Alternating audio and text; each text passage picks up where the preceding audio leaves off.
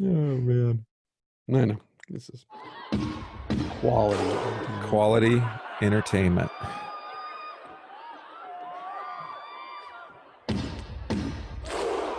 Hey, everybody. Welcome back to the podcast. This is the Banned Books Podcast, episode 162. 3. Oh, that's right, because we did multiples Yep. last time. So this would be the fourth part of probably 5 parts, depending on how fast we get through utilitarianism and postmodernism today. But before we get to that, in case you forgot, that's Christopher Gillespie, master of the roast. Chilling and willing, maxing and relaxing. Yep. I am Donovan Riley, master of the tie clinch. So 10,000 hours? No, not close. Probably 1,000. I'm not even close. Not a master by any Mr. chance. Gladwell doesn't agree with you yet, but Nope, no, and he would be correct, I think. It is somewhat of an arbitrary figure, but I think it's a pretty good one. Yeah, well, in traditional Brazilian jiu-jitsu, it takes 10 to 12 years to get your black belt. Okay, which is so it works approximately, if you work it out days and hours, it's about 10,000 hours actually. There you go. So I agree with you. You can't cheat the process. That's his point. As a roaster. Yep. And I think for you and I as pastors, actually, I've been doing this 12 years and you've been doing it how many years? 10 years. Yeah. So we're just getting the point now where we're saying, yeah, it's not a train wreck every Sunday. I do feel like I'm starting to figure out, at least what I'm doing. Mm-hmm. I'm not confident that anybody around me has any idea what's going right. on. I think, in a culture that demands immediate gratification and usually only looks for the short-term solutions, right? Seeing things in relation to eternity as a pastor, I've been had these conversations with others at my church. It can be somewhat frustrating to realize that it's going to take about 10 to 12 years for that meat to tenderize. Yeah. Well aged. Yeah. And to be blunt, a lot of clergy, or maybe a lot's hyperbolic, but a lot of the clergy I know 10 to 12 years into the ministry are burned out. Yeah, either that or they go on autopilot. Yeah, right. Yeah. Like I've learned everything I need to know, and now I can just go back and, just pull out my notes and do the same thing again. And we were talking about, right before we went on, the difference between boredom and tedium. Yeah. And there's a lot of tedium in the ministry. But we grew up in a generation where we're constantly being stimulated. And so I think the bigger risk is not the tedium, but the boredom, where we're like, we're just not interested in it. It just kind of like we outgrow it in a sense, maybe. And, but that's really that's on us. It's not so much a problem with the ministry. It's more of a problem with the way we're approaching it. So, like this podcast, for me anyway, I think it's the same for you.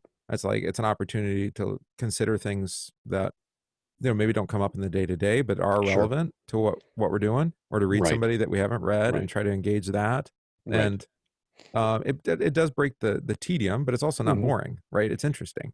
I was talking to our friend Joel Hess from over at the other podcast on 1517, one of them, Jagged Word podcast, The Ringside with the Preachers, one of them. Yeah. And I was explaining to him about the Zen principle of Shoshin, which is always learning, and that in Western culture, at least, excuse me, because we're children. You just edit that out. Excuse me. Or leave it because it's fun. Oh my goodness. Sorry, it's my drink. That with Shoshin, this principle of always learning, in the East, the master is still a student. And in the West, because we're children of the Enlightenment and the influence of rationalism, which is, well, I have this diploma, therefore I am now ready to teach, to work, to do, because I've been trained, I've got this information, and I don't really have to worry about learning anything else. I can, participate in ongoing education in the summertime or go to special seminars to supplement my education, but I'm pretty much good to go. Right. And then if you have a bachelor's degree, that's one level, but then you have the master's, then you have the PhD, you have these different levels of mastery. But yet I see that with students all the time. I see that with confirmands. I see that you and I both see that. Well, I was confirmed when I was 15. Okay, but when was the last time you opened a Bible? When was the last time you attended a Bible study? When was the last time you attended worship regularly? Oh, yeah. Yeah. And it's frustrating, right? Because like I want to have a conversation with you, but that conversations are two-way. You got to put Yeah. the effort in. I was telling this to Yeah. Anne yesterday. I read a lot of things that I'd rather not read that you Hmm. send me because if Right. I don't read that, or if I don't read more widely, and like you sent me a YouTube channel today that I already subscribed to, that I just Which had one was found in that? my own research. Was it Mr. Obvious? Oh, Mr. Obvious. Yeah. Yeah.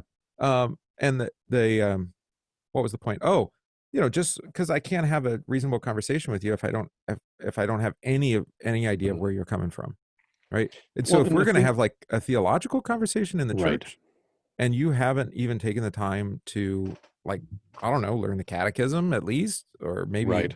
like just keep up with like doing some Mhm. daily prayer reading, like read through Hebrews or something. I mean, Right. it'll give us something to talk Hmm. about, some common ground. I was talking to someone about this too the other day. I watched pieces of the Democratic National Convention. I watched pieces of the Republican National Convention. Right.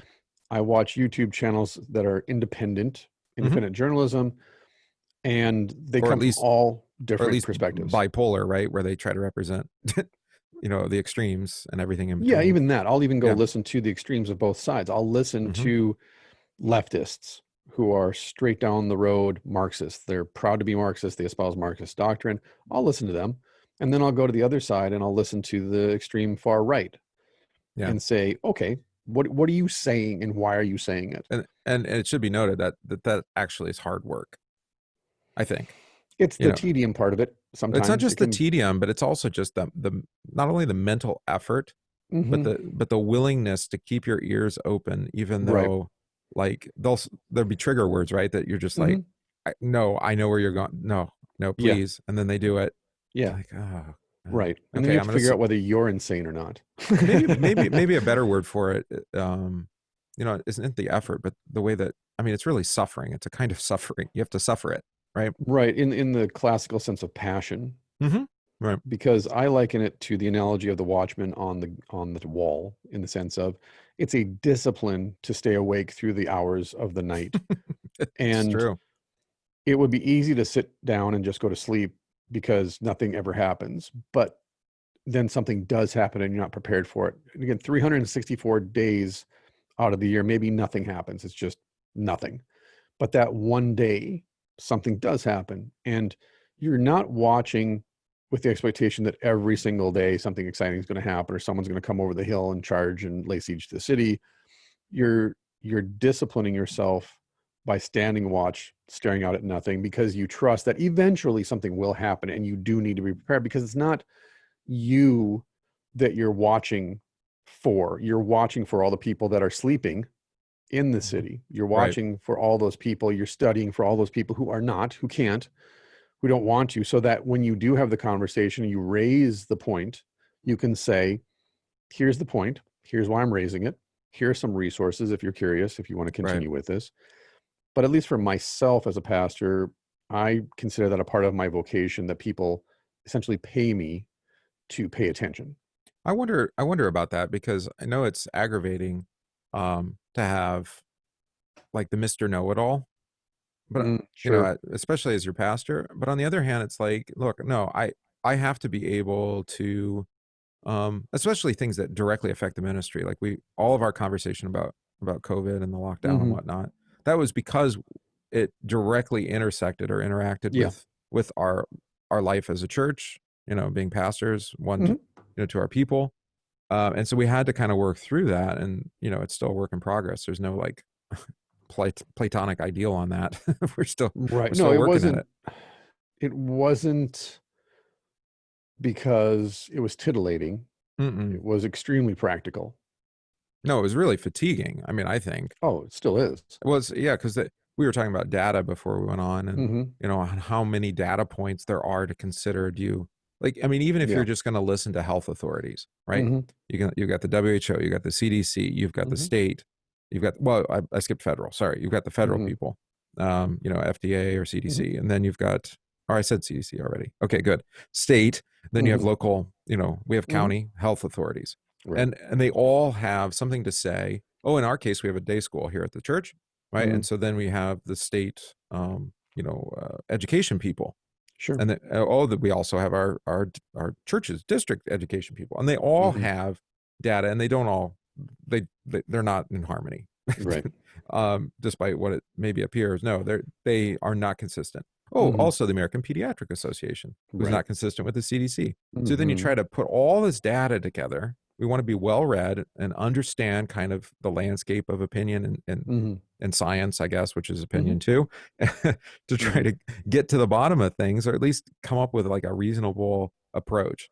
Hmm. And it's aggravating. And you're like, well, wait a minute, but you're a pastor. Well, Hmm. yes, except I have people that are listening to all these authorities, or some of them, Yeah.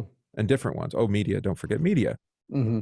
I'm like, well, now how am I supposed to address this corporate gathering of people if I don't know something? Hmm. Yeah. Well, I can't. Well, one option, of course, is just to capitulate and just follow cherry pick which authority you want to follow and just do what they tell you to do. Right. Right. So that's one option. And maybe there's legal repercussions if you don't. So you take Hmm. that into consideration. But the other option is to say, you know what, I'm actually going to do the work. I'm going to read the studies. Right. I'm going to talk to my people. I'm going to consider what the authorities are saying and try to come up with a balanced approach that Right. represents, what works for us here locally. Hmm. But that just takes so much work. It does. I liken it to, in a more kind of applicable sense for the church. When I was doing my PhD work, Hmm. I had to learn about late medieval economics in order to explain the Reformation. And people don't understand there is a very direct correlate between late medieval feudalism, economics, and then how the Reformation happened. Yeah, like the de Medici story is really interesting. That too. And I had to read a 3-volume series by Anthony Braudel on medieval economics leading into the Reformation. Stephen Osmond has worked with this. He's a Luther scholar. Hmm. Point is, I had to read all of that, and I found it fascinating because that's my area of interest. Yeah. But if I said to another person, hey, what I just explained to you about the end of feudalism, the roots of capitalism, the rise of the guild system, the migration of people off the land into cities, and how that the consequences of that affected the Reformation and where the Reformation took root at and why, and the socioeconomic factors that led and contributed to Luther being Luther, that was years of reading and research Hmm. so that I could summarize that in a sentence or two. Now, are you going to go do all that work? No. Are you going to trust that I did the work because the books are on the bookshelf? Yes. And yet that's a part of the discipline of learning, is to say, to understand the broad picture, you have to kind of understand certain specifics that contribute to the overall broadening of the historical picture. Right. But is it necessary for everybody to do that? I don't think so, because you No. have people like me around to summarize it for you. And then if you do want to do a deep dive or you do want to dig, I have the resources. But actually, on that point, we had an email from Steve Y about the Lord's Supper. And since we're talking about it, he wanted to do a little bit deeper research on the There's the Lord's Prayer, actually. Lord's Prayer. I'm sorry. Go to Albrecht Peter's commentary on Luther's catechisms on the Lord's Prayer. I was actually gonna back up. I was gonna say, start with the small catechism, Hmm. Then right? go to the large catechism. Go to the large catechism. Right. And I was trying to come up with something in between that and Albrecht Peters, which is, I mean, that is deep That volume on dive. the Lord's Prayer, though, is pretty thin compared to the other ones. Yeah, I suppose it It's not is. that thick. I mean, I suppose you could do like one of the how to read the catechism books. Like Kolb has one. Hmm. Wingert does too. Yeah, And those are readable. yeah, it's basically how to teach the catechism. But like you and I know, Hmm. like if you want to learn about the Lord's Prayer, then you try to teach it to your children. Right. Right. What does this mean? Or what Hmm. is this? And what are we asking for? And then the Hmm. relationship of the big thing with this that I came to, probably a week ago, was the intersection um, between the word and the doing of the word is Right. actually the life of prayer, worship, Yeah. liturgy. Right. That's what intersect without, because this goes to our whole conversation for the last few months. Without a life of gathered together with the saints around God's word, Hmm. it does it's kind of short circuited, I think. Right. There's the word, which is abstract, and then there's my life, Hmm. but that finds its like, Right. I don't know, it's lived out in the life of the church. Oh, and Free to Be, actually. As Oh, that's scandalous it. as that may be, that Free to Be, which is a commentary on the Catechism by Ferdy and Nestigan, in the section on the Lord's Prayer, it Mm, covers this point, which is the theology of the cross is explained by Luther in his explanation of the Lord's Prayer. That's right. because the Christian life, the Christian life is lived in the crucible of everyday life. It's cross bearing. Right. And what that looks like is covered in the Lord's Prayer. In summary, what Jesus says when you pray this way, that is the Christian life. That is cross bearing. That's what the theologian of the cross looks and sounds and smells like. Yeah. So you go That to Free to Be, you go to Kolb Wangert, you go to Albrecht Peters. If, in my opinion, if they're right and they get it right in the commentary, that's really what you're describing. That the life of prayer is the life of cross bearing. right. So you look at it this way, that you've got the Ten Commandments, and you have the third article of the creed, and the prayer is like the junction between that. Or Yeah. it's the life. Well, it's really what flows between the two. Because Right. what It's the we symbol. Yeah. So we have the commands, which we cannot do, which show us our sin. We have, then we have the third article. It says the Holy Spirit, calls, gathers, and light, and sanctifies us, makes us holy. How does he do that? It's in that life of prayer. Right. What we ask for in the prayer are the very things that God has promised, but that we cannot do of ourselves. Right. Yeah. Right. Another good book, I was just thinking about it. Maybe you just get big picture and go to just like prayer, which is Grace Upon Grace by, Koenig? Who's that? No, not Koenig. Australian. Come on. Yep, I know. Kleinig. Student. Kleinig, not Koenig. Kleinig. There we go. Yeah, that'd be a good one too. We should link those up. Yeah. Put them in the show Kleinig's notes. awesome. I love John Kleinig. He's so Actually, humble. I love just about everything John Kleinig does. Because he's an extremely humble man, extremely knowledgeable man, and he's Saza's student. Which that is a credential. I think so. It's kind of what attracted me to Nagel when I didn't know who that was originally. Oh yeah, there you go. Well, he translated all the Sazi stuff. Oh, he did. Well, then there must be something that I need to know. Free to be. Okay, got that. That being said, let's dive into Tim Keller again. We're on number 3 in Keller's list of critique of justice and critical social theory or critical theory. Yeah, critical theory, and he's looking at 3 kinds of justice theories, or 4. Excuse me. There's a spectrum, and he breaks them down into kind of 4 categories. Moving from individualism, which we talked about last time, libertarian, liberal, moving towards collectivism or Marxism, if you like, which is we're going to start getting towards that here with utilitarian and postmodern. Sure. So we will link to the previous episodes. If you haven't listened to them already, you might want to go back and listen to those, because this conversation then will start in the middle of Keller's article. But this is number 3, utilitarian, quote unquote, happiness. A just society maximizes the greatest happiness for the greatest number. Keller writes, this third theory, associated with John Stuart Mill, who everybody should familiarize themselves with, is not as influential in formal jurisprudence, and yet its basic idea makes a great deal of intuitive sense to secular people. Arguably, utilitarianism dominates most public discourse over public policy and lies behind many individual justice claims. In this view, the essence of justice is the greatest happiness for the greatest number. This is another effort to have justice grounded, not in moral absolutes, but in some kind of quote-unquote practical rationality. If something makes the majority of people happy, then it is just. But where are the guardrails? Does it mean that anything the majority desires for happiness is okay? Utilitarians use the harm principle to create limits. They argue that people should be free to pursue whatever makes us happy, as long as it doesn't harm others. It is obvious, however, that there will be inevitable clashes over what makes people happy. And so the final arbiter for utilitarians is majority rule. Today, the news media relies heavily on utilitarianism when it argues explicitly or implicitly that polls tell us that most Americans now favor X, and therefore X is now okay. Utilitarianism is not as individualistic as the first 2 theories of justice. It is majoritarian. Indeed, many utilitarians see individual rights as barriers to majority happiness.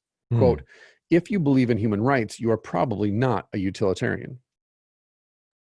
If you believe in individual human rights. Yeah, individual human rights. Remember Gates's complaint earlier this month?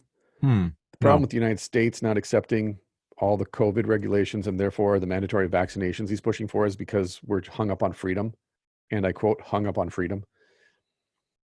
Yeah, and I'm careful about demonizing him. I mean, I'm not. I'm more than happy to demonize him for Microsoft. Okay. I was very much an anti-Microsoft person, being an Apple person. Although Yeah. I'm not sure I'm so sure I'm an Apple person because it seems like Apple's turning into Microsoft. But Steve's gone now, so I guess well, if you spend your whole life defining yourself in opposition to someone yeah. else, it seems somewhat inevitable that you end up being them. What would be a good example of this? Oh yeah. Like if you look at John F. Kennedy, Hmm. his platform that he was elected upon, Yeah. like that's the Republican platform.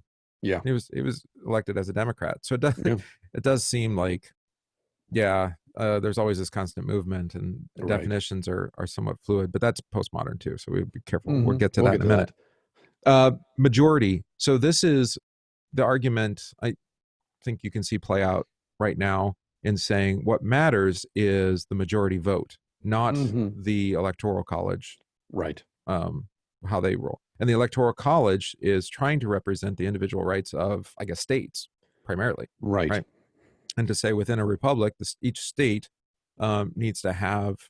I mean, we don't all have the same number of Electoral College votes, so Hmm. population still matters, Right. but you're not going to have the flyover states get overwhelmed by the coastal states, for Yeah. example, Yeah. right? Um, with some exceptions. That was the goal, and I think it's been largely successful, actually. And Yeah. saying, the majority of not the majority of people numerically, Hmm. but I guess geographically have been in favor of one person or the other. Yeah. But right now it's like, no, no, no, that's not. We can't do that. It has to be a pure democracy, Hmm. and that just means where the populist people are, everybody else is going to get overwhelmed with Right. whatever they want, with And their that's agendas. another kind of a side too for folks who are curious. I definitely recommend going back and reading the Federalist Papers, for example, Oh yeah. and familiarizing yourself with stuff that you may not have actually been exposed to in school. But also, for myself, I went back a couple of weeks ago and watched a lecture on the original intent of the Electoral College and what Right. politics were like before the Electoral College as we know it was formalized, because it wasn't always that way, the way that we understand it now. There was a short time at the founding of the Union when representative government was a little bit different, and then why the Electoral College became what it is today. And again, I recommend people go back and just go on YouTube and find a lecture or find a person who's talking about it in an informed way so that you are familiar with why things are the way they are Hmm. today. Maybe it's And easy. Maybe it's easier to reject it if you're naive to what it actually is. sure, absolutely. Yeah. But like we were talking about, it requires a certain amount of commitment to being an informed citizen. This is something that we're going through right now with my kids as we're preparing to homeschool. Right. When we talk about social studies, science, and US history, and I sat down with my 13-year-old and started to explain to her the stuff that I learned, and I've talked about this, the stuff I learned from my own father, who was a political scientist and social studies civics teacher, along with the US history teacher, and then the stuff that I learned in high school and college, taking those classes for myself Right. versus what my daughter is taught in middle school. I'm just looking at her textbooks asking, why are you even reading this stuff? And this is Right. just my opinion, but I'm reading it going, this is vacuous. This Right. isn't really teaching you how to be an informed, a generalized overview. And again, it's seventh grade stuff, it's eighth grade stuff. I get that. Right. Right. All of this other stuff that's available to you to read, like the Federalist speeches before the Virginia legislature, and I think it was John Adams and Madison, wasn't it? And John Jay is the other Whole name, I volume of think. Thomas Paine's writings. Yeah. Just starting to expose her to these things, and it's all publicly available for you to read, and people on YouTube. And just a wrinkle to this too, though, is that I think you bring in how we popular with entertainment and the rise of the entertainment, and Yeah. that education then was infected by, when you look at it, that education can't just be education for education's sake. You have to be entertained. What's the point? Or a long time ago with educational models. Therefore, we have to adapt the curriculum to everybody. What do they call that? Um. We have to factor in how people are. They visual learners or the auditory learners? Oh, sure. Yeah. approaches to education, the philosophy then of education based on, and it tends to cater itself then individual actually Yeah. versus and you're all going to learn it the same way. Right. Right.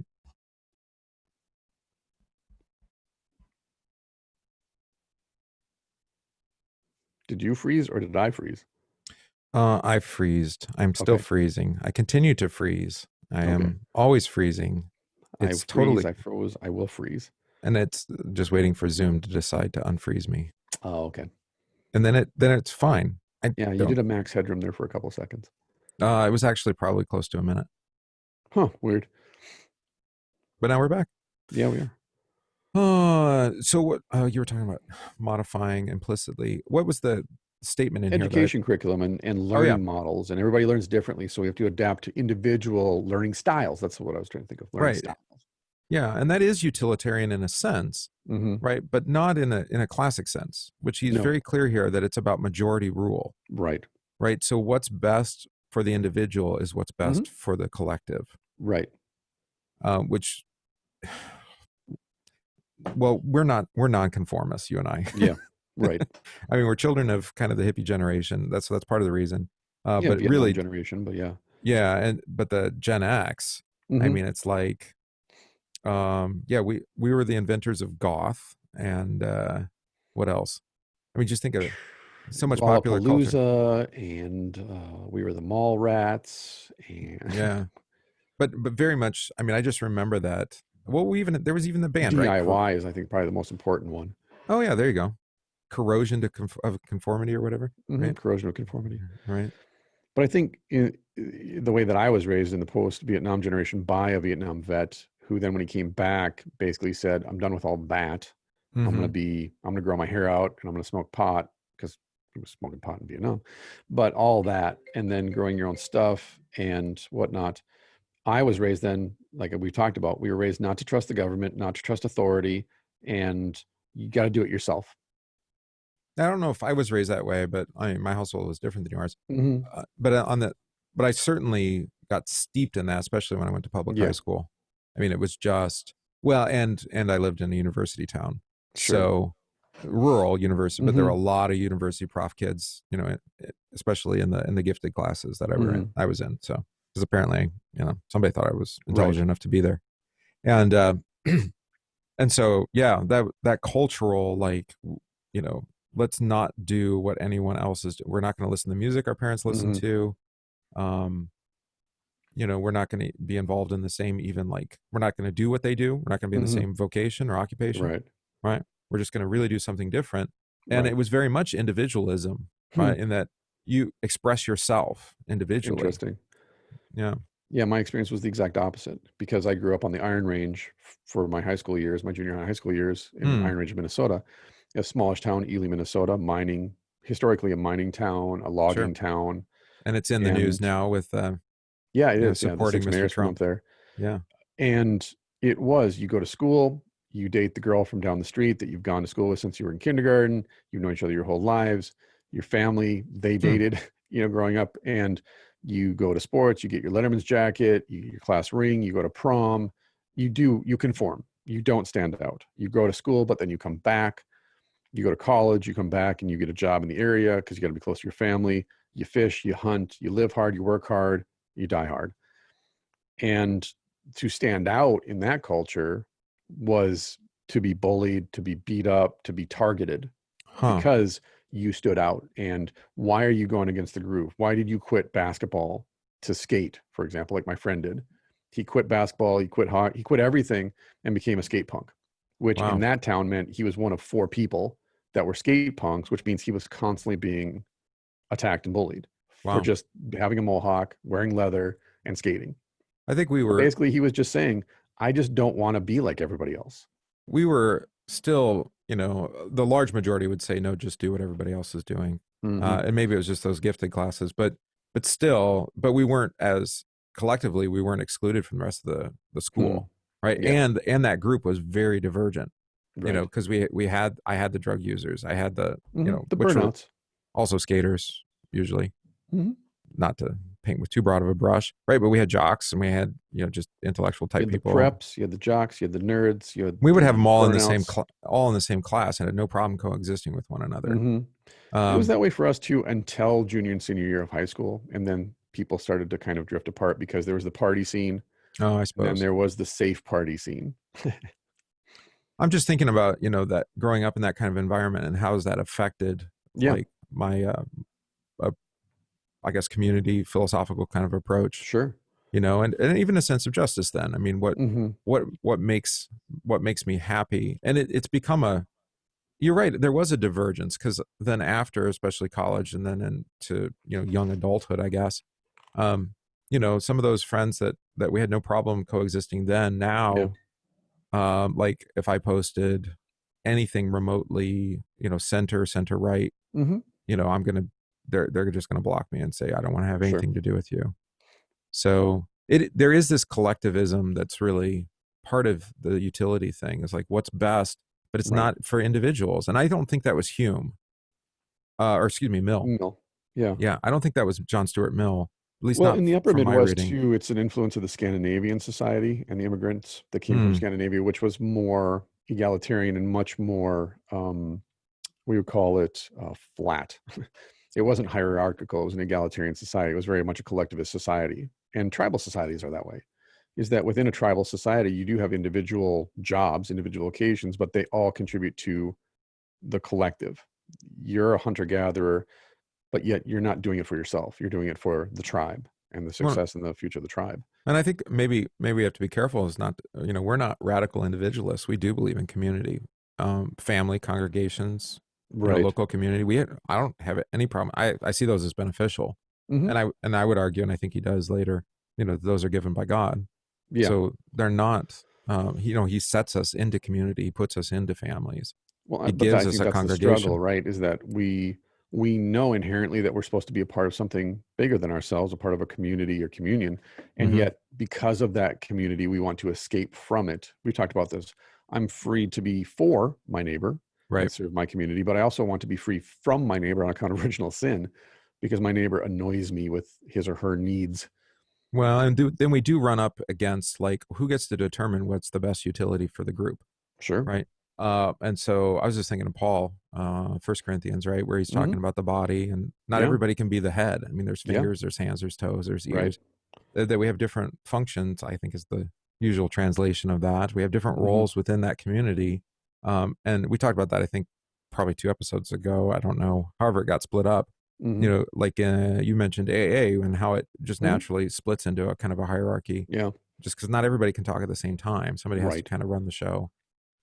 And so then, well, who makes those decisions? Hmm. And can they always be collective? Yeah.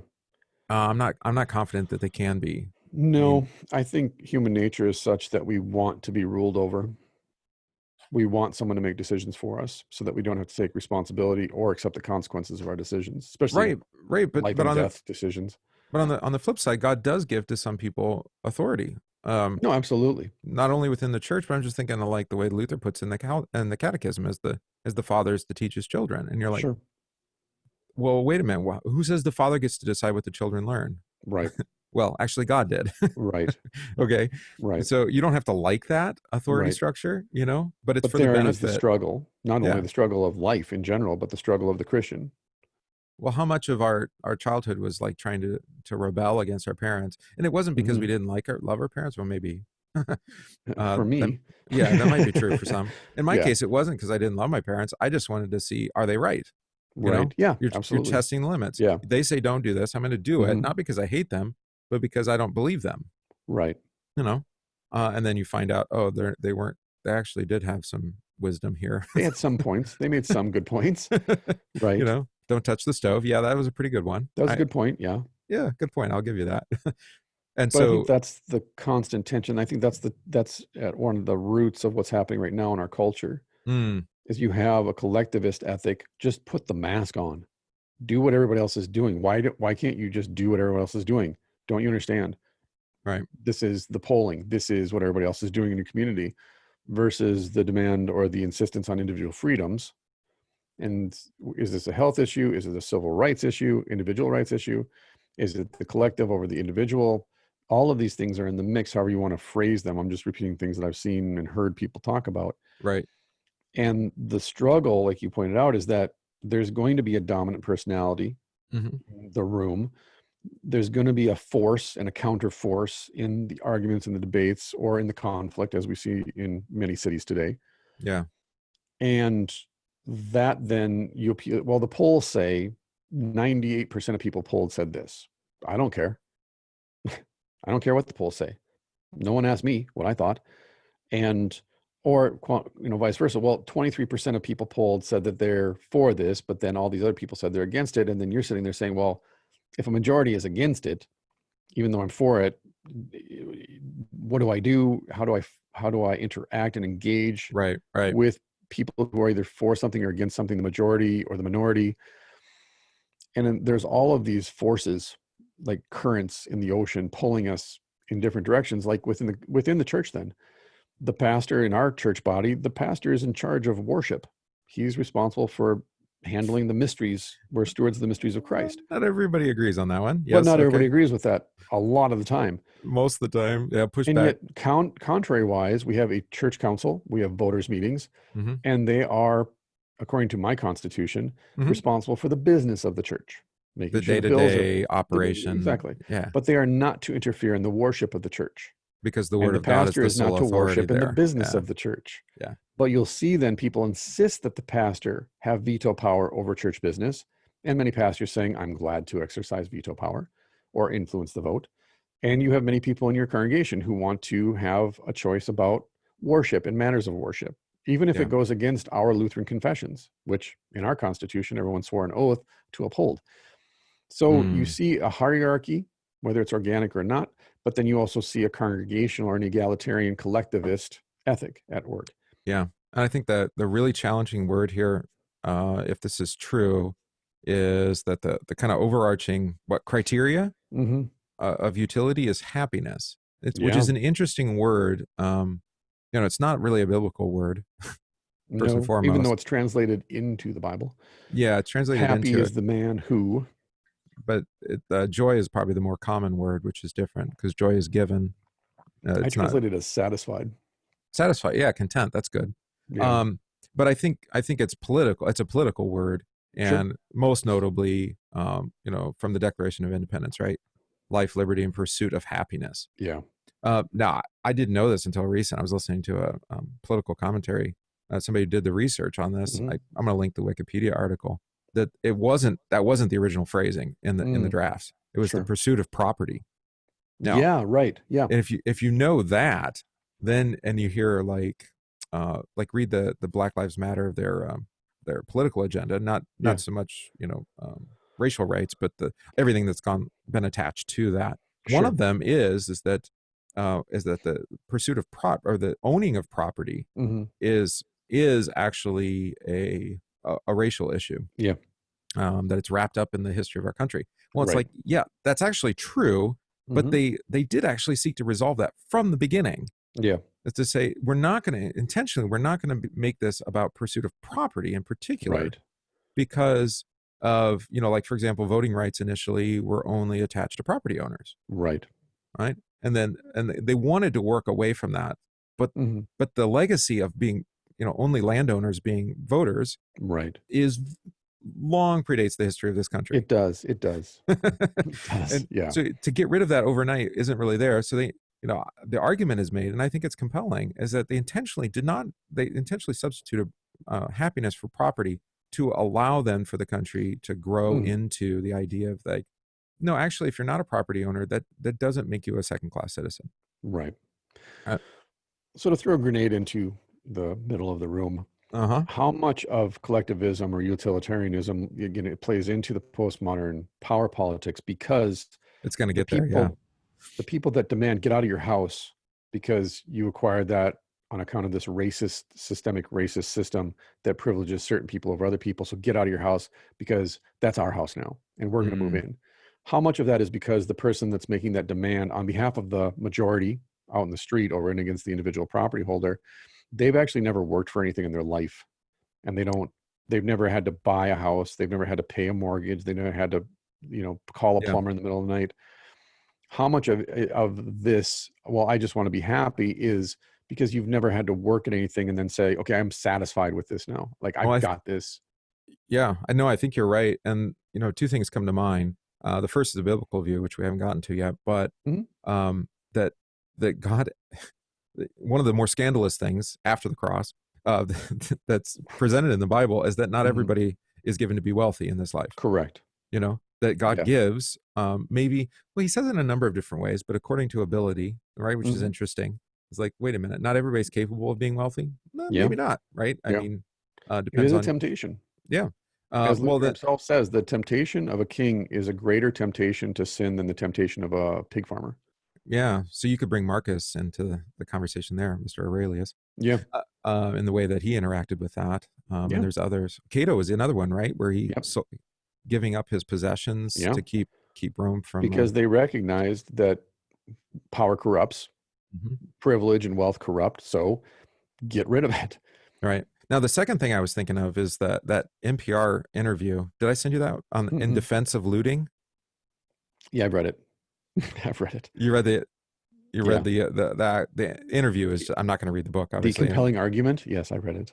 Well, and one of the things that it talks about, is like, well, okay, it's this is a fair reaction to Mhm. taking somebody else's property because it was unfairly gained or something like that, Yeah. right?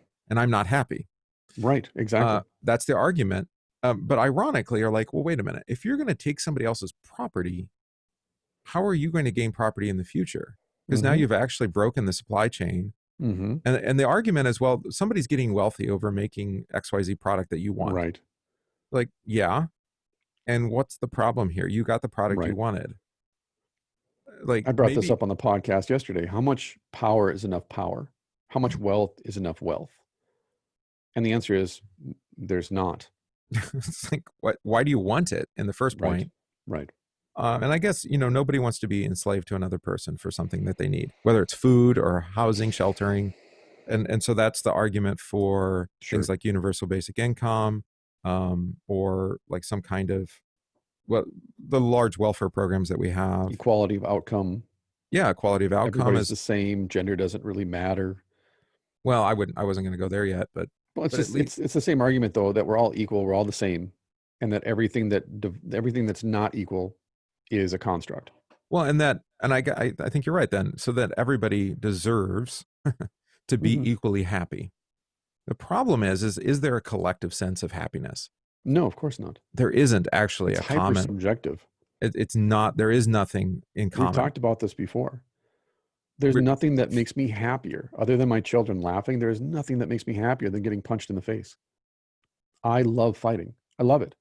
Normal human beings would probably say that's the last thing that I would choose to do today.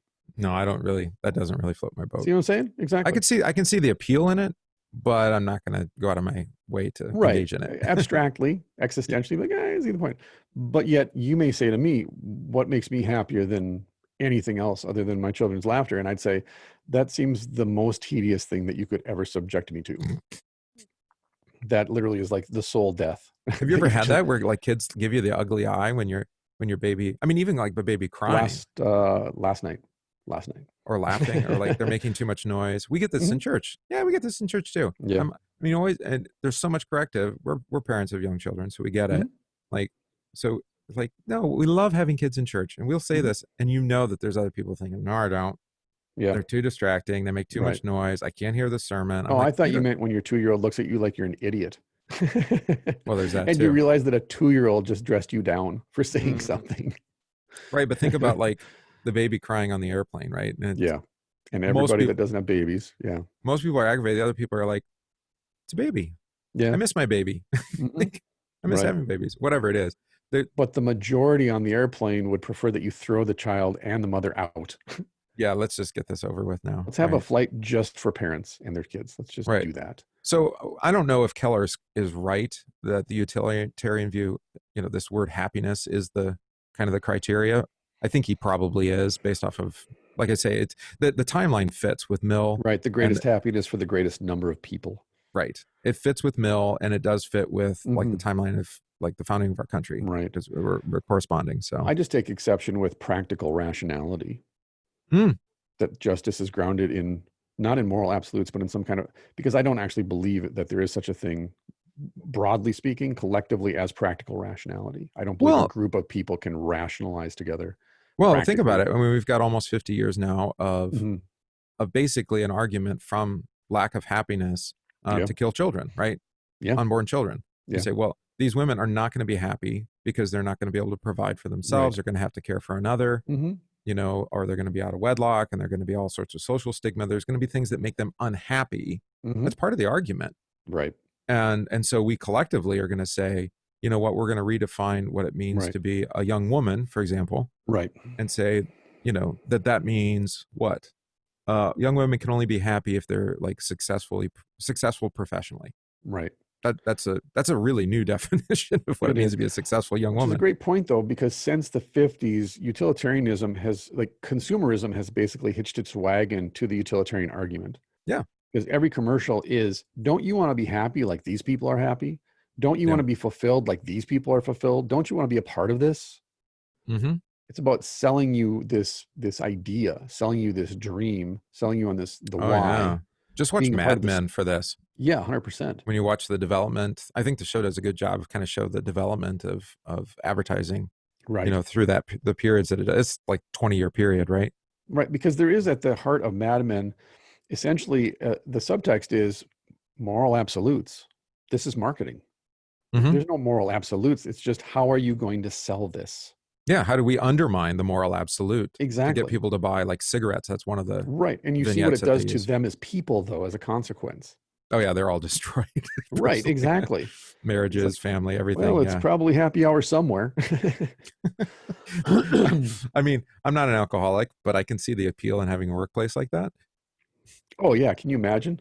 Just It's like, 10 o'clock in the morning, gentlemen. Where's the bourbon? let's get through this day. Yep.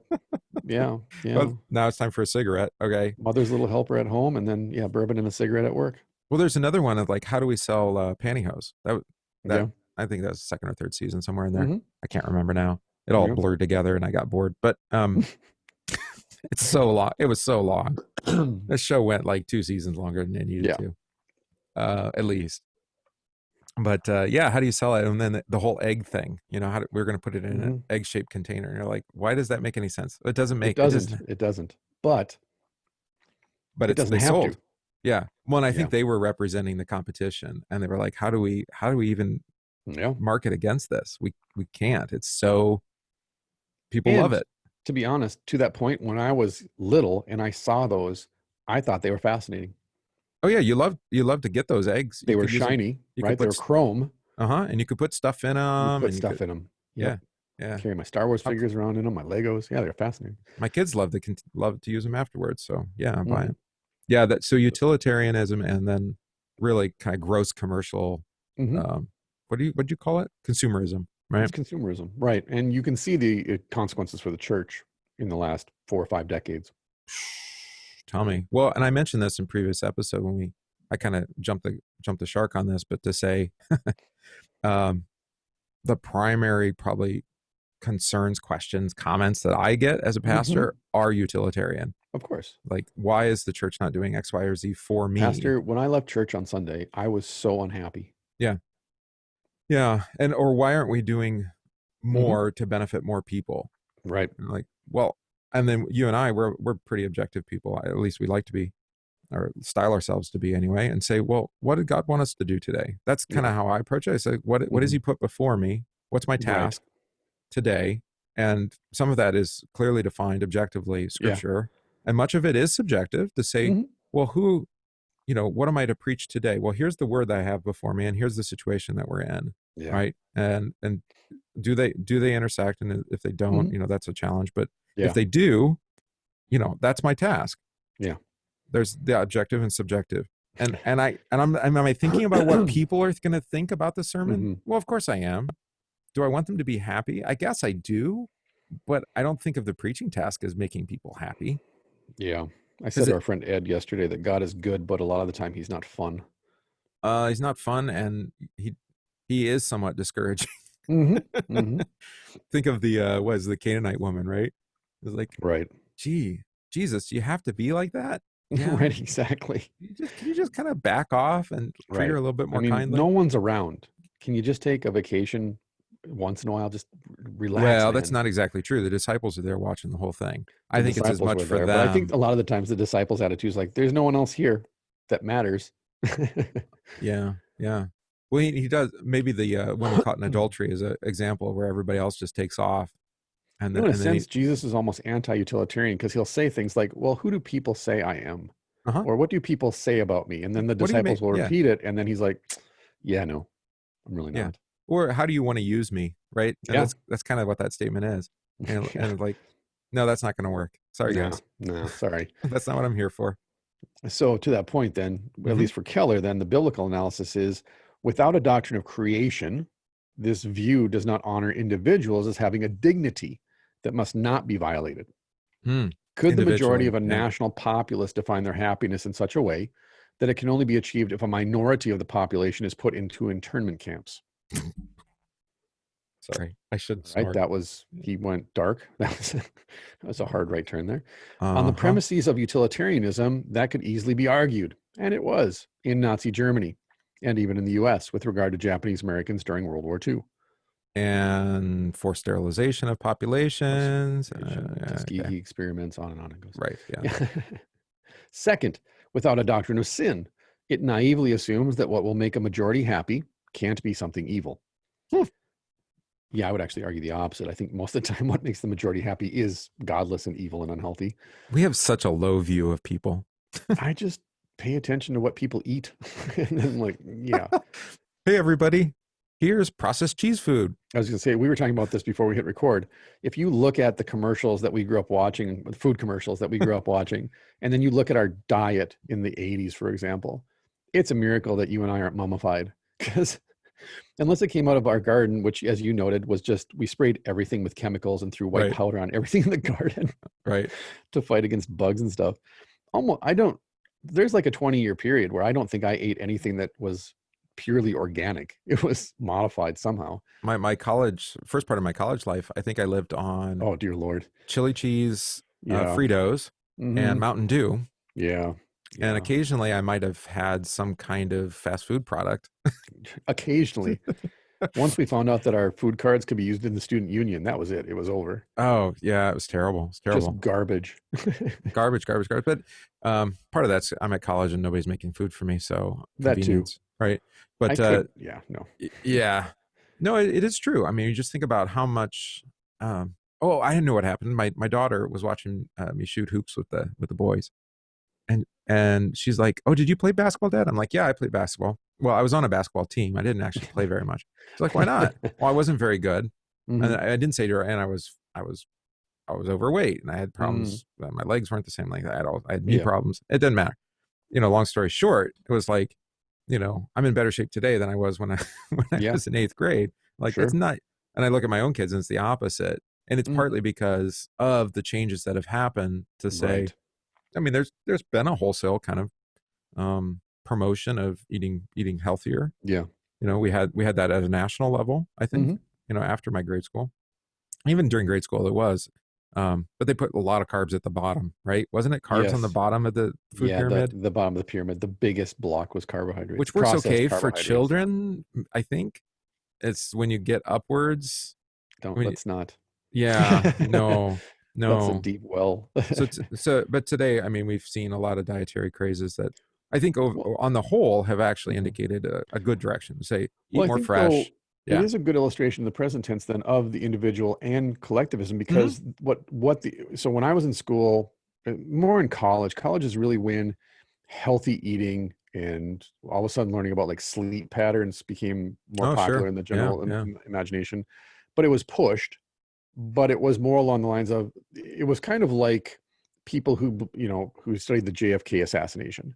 It was more like fringe theorists who were like, you got to focus on processed carbohydrates and gluten strands and mitochondria. You're like, okay, wingnut, whatever, go wear your tinfoil hat.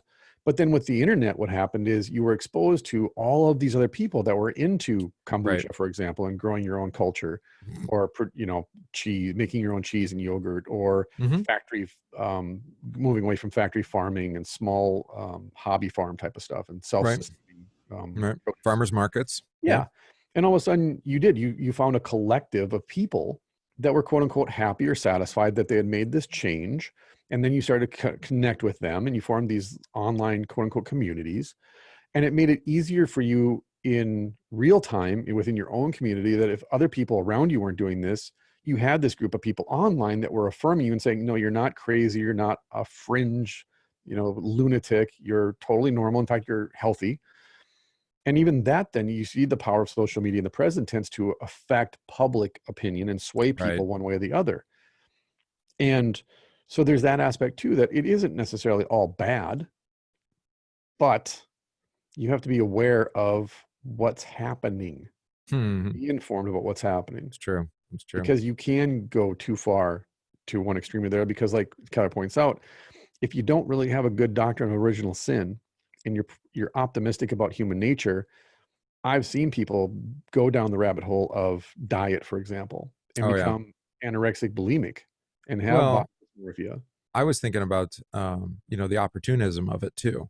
So Sure. you think of something like, not to pick on any example, but here's one, Goop, right? Right.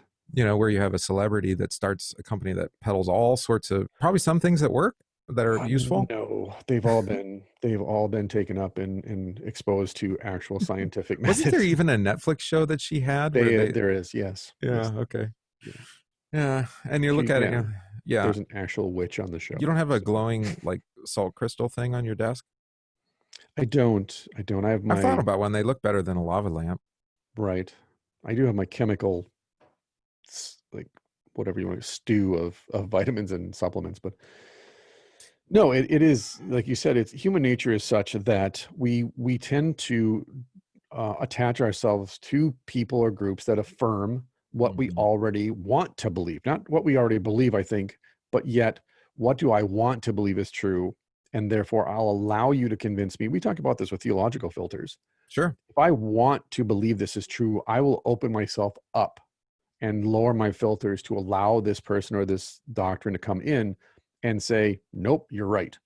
Hmm. And then I don't test it. I won't weigh it. We talk about this a lot with conspiracy theories. Some conspiracies are conspiracy facts, but yet some you look at and go, no, I don't think so. The connections are tenuous, right? Yes, at best. Yeah. And yet if you want to believe that everything is a conspiracy, I want to believe. yeah, it's Fox Mulder. Exactly. I want to believe. But I think too, then bringing it back into the church, there are people who come in to me as a pastor and say, I do want to believe, like I've used this example 5-6 years ago. I had someone from South Carolina and I was down in Florida and he was a Baptist and he said, I want to believe what you believe. I've read the small catechism, Martin Luther's catechism, and I've Oh, read what he right. has to say Yeah. about the I Lord's remember Supper. this. I want to believe what you believe, but I need you to walk me through the biblical justification for this. And then I did. And he said, great. And he went back to his church and he taught it to his people and they embraced it. And then the Baptist folks, the church body he was in, they kicked them out. Right. Which, Yeah. right, and they should have, because you're practicing pedo-baptism. You're teaching that Jesus is truly present in the bread and wine for you for the forgiveness of sins. You're preaching a completely different doctrine than your Baptist communion teaches. Of course, then yeah, you are not in communion with these folks. Right. Right. But he said, I want to believe what you believe. I just need you to walk me through the process biblically. Show me where God says this. Yeah. And I think the utilitarian view, I mean, we've seen this spin out, not only in the church, but just politically speaking. Sure. Like, because, like our people here, I mean, conservative, Wisconsin, they're like, how did this happen so fast? Yeah. Like, because it didn't happen fast. Well, it didn't happen fast. There was a lot of groundwork that was laid. But ultimately, for you. Yeah, ultimately, it was very straightforward. They asked people, "What do you think today?" And they said, "This is what we think," and then it went there, and that moved the goalpost, right? Right. And then, a year, 6 years, whatever, 10 years later, they say, "Well, now what do you think?" And meanwhile, in between all that time, when they're asking people, "What do you think?" Right. What are they doing?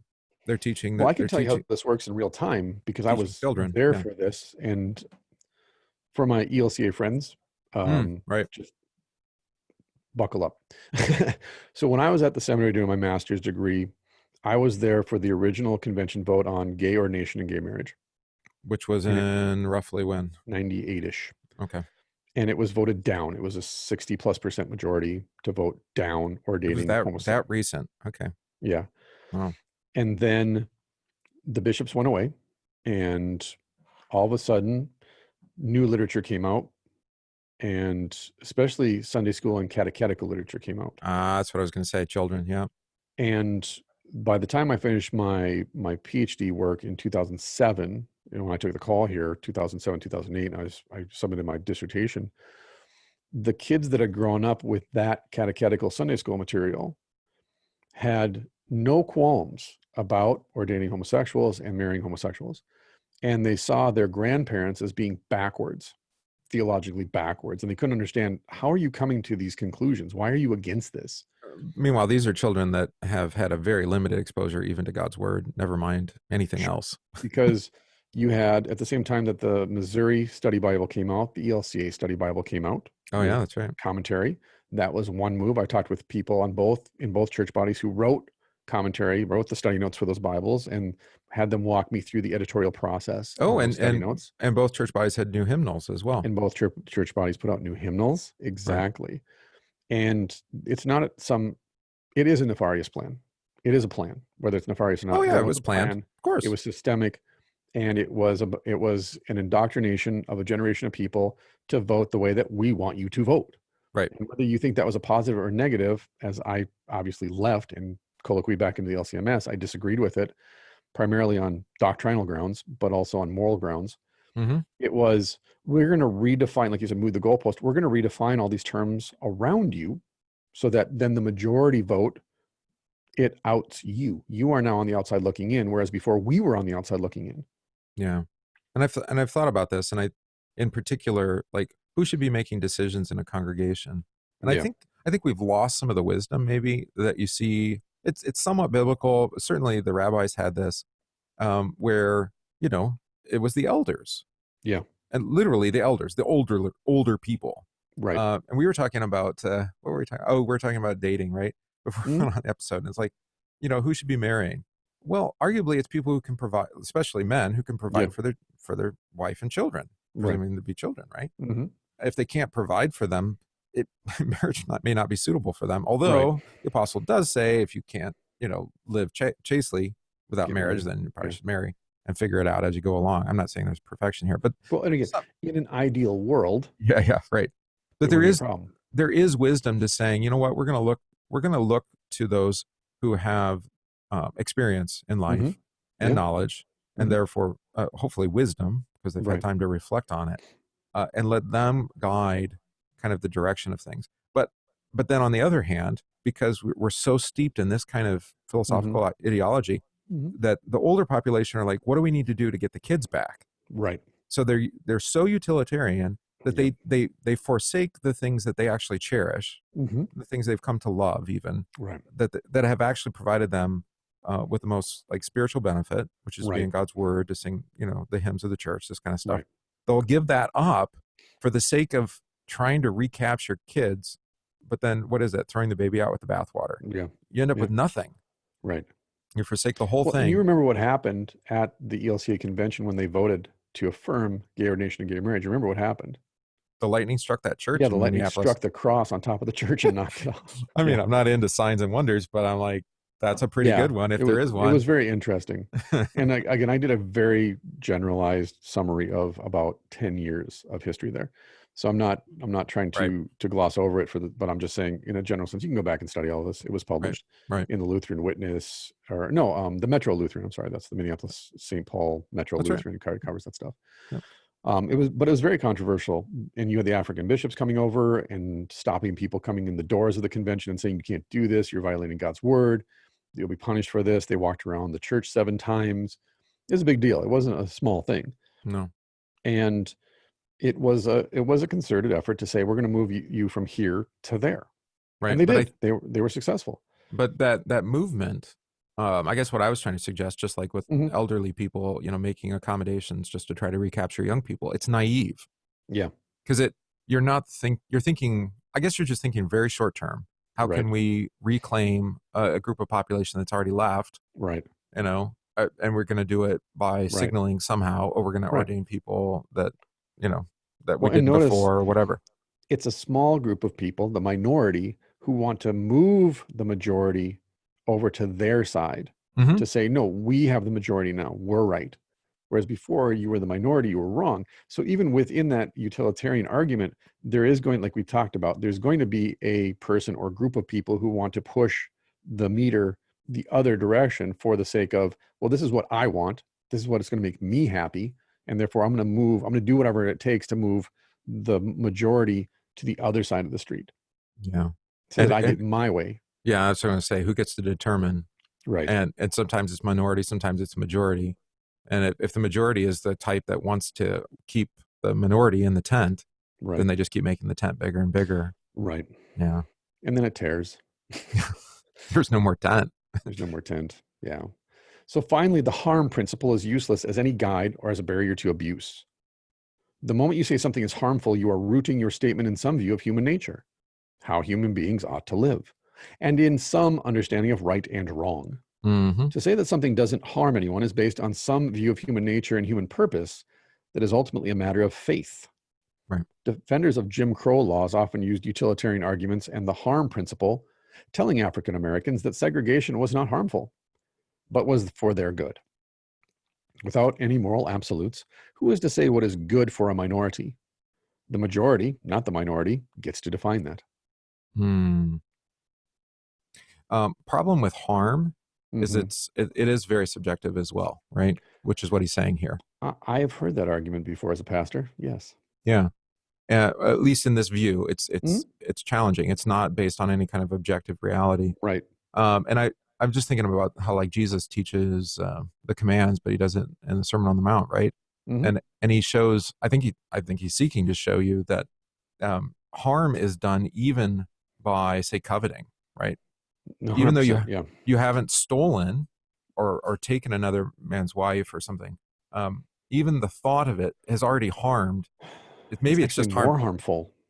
right? And it's harmed you. I I mean, think if it's you, more harmful. in what If way? in that example, so let's say I have an affair with another man's wife and we go through with it and we have that physical moment. And then after the fact, I'm filled with regret. I can't believe I did this. I never want to do it again. It wasn't what I thought it was going to be. This isn't the person I thought you were. Again, I imagined the person you were and I'd imagined what was going to happen in this moment. And then it happened. And you know what? It wasn't what I was looking for. It wasn't what I expected. Versus as long as that lives in my heart and it's something that I Mm, desire, fantasy. Yeah. I construct what happens and I construct the type of person you are and the person you're going to be in that moment. And I construct the affair in my heart. And then even if, let's say, we go out to dinner with this couple and, you know, as a man, I lust after this man's wife, the whole dinner, everyone appears to be having a good time. We're having good conversation. We're enjoying each other's company. We're Christian brothers and sisters. We love each other. And yet in my heart, in my imagination, I'm not really engaged with the conversation because I'm lusting after You're my consumed by another that man. lust. You're consumed by it. Exactly. Yeah. And so and I think Luther points this out that really after the first commandment, the ninth and 10th commandments are the most destructive because they're from the heart. They're emotional and you can't Hmm. control your emotions. Yeah. It's like Jesus saying, if you call your brother a fool, you've already Yeah. killed him. You're Right. like, what? Right. Jesus, you kind of went from, like we talked about, from 2 to 10. Right. And And skipped yet, a few which is more steps. harmful to you and your neighbor? If I kill you in this moment, now Mm, you're out of your misery. Or I'm sorry, I put you out of your misery to use a cliche, but you're right. no longer here. You're no longer tempted by sin. You're no longer exposed to death. You're in the resurrection. Whereas now I have to live with the consequences of that. But yet I can repent. I can come back from that in some way, shape, or form. We just saw this at the Trump just pardoned that guy who was in jail. He was a bank robber, and he turned his life around in jail, and he helped reform That's prisoners right. and That's right. Yeah. educate them all this stuff. And he's become an advocate in the community for second chances. Versus if I am constantly just stabbing you in my mind, the very presence of you in a room causes me just unexplicable anger and rage toward you. Right. And I just live with that and it just consumes me like a cancer. Well, so one problem with this harm principle is that it lacks any kind of moral absolute, which he Yeah. points out. But I think the other thing is that because of that, it ends up being self-determined. So I get to Hmm. decide what is harmful for you. They're like, Hmm. well, wait a minute, right? And Right. we talked about this in some of the really kind of contemporary Right. issues like, well, pedophilia is one, right? Sure. Or like, well, it's not, or even if sex trafficking was another one we've talked about here recently. Sure. But even I would say then you could just go to something that's considered relatively harmless, right? Like pornography, which is connected with both Online of those. pornography. Yeah. Yeah, online pornography. It's like it doesn't hurt anybody. I'm just watching with my eyes. Well, one thing is, I mean, just on a very pure, simple level, Hmm. it does harm you It harms your individually. soul.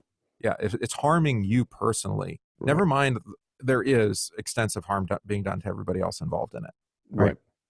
Right. And we don't want to downplay that either. But this harm principle neglects, like we are talking about with Hmm. coveting, Hmm. it neglects what it does to you personally. Right. And you're like, it's just me in my bedroom or just Right. me on my computer. Mm-hmm. And no one else is involved in this. And you're Mm-hmm. like, well, that's never true. Well, there's at least two people that are involved Right. That's never actually on true. the screen, and you, yes. Yeah. And And two, and by the way, there is it's great harm. free, right? It's free, so it doesn't hurt anybody, and they've chosen to do that. They're adults. Well, If it's free, then no, you're abusing them. right. And one, it's free, but two, every time you watch that, you're generating ad revenue for that Mhm. site. That's how they generate money. So it's not technically free. And as we know now, you're paying for the child pornography that's also posted to that site. Yeah. Yeah. And therefore you are actually paying then for the exploitation of children. Yeah. So becoming, utilitarian, even in a broad sense about harm, Right. um, I don't know, like we mentioned with abortion, it's like to you and I, it's like, well, there's clear harm being done here. Right. To And yet, 42.3 million yeah, people last year. And that's recorded, by the way. That's just right. 42.3 million recorded abortions in the world. So you can see how fuzzy, I think, to Keller's point, how Right. fuzzy that principle is, that Right. it's no barrier to Right. abuse Well, and because I'll be it's, terribly blunt. It's really easy to say that in the abstract. that's the reason. And Yeah. that's what that, and I hear that most often. Rarely do I hear someone who's so blatant that they're saying to themselves, yeah, I shot him. So, like, rarely do you ever have somebody who's like, yeah, my neighbor was annoying me with his music. So I walked over and I shot him. Like, no one would, but I sat at home and I imagined all the things that I want to do to my neighbor because of his loud music Mm, versus, well, why don't you just go over and talk to your neighbor? right. And one like we've talked about many times, our anthropology, what we think of mankind Yeah, is very low because we're Romans, 1 through 3 people. right. And Actually, so Chadwick Boseman, the actor who played oh yeah, Black Panther, he died of cancer.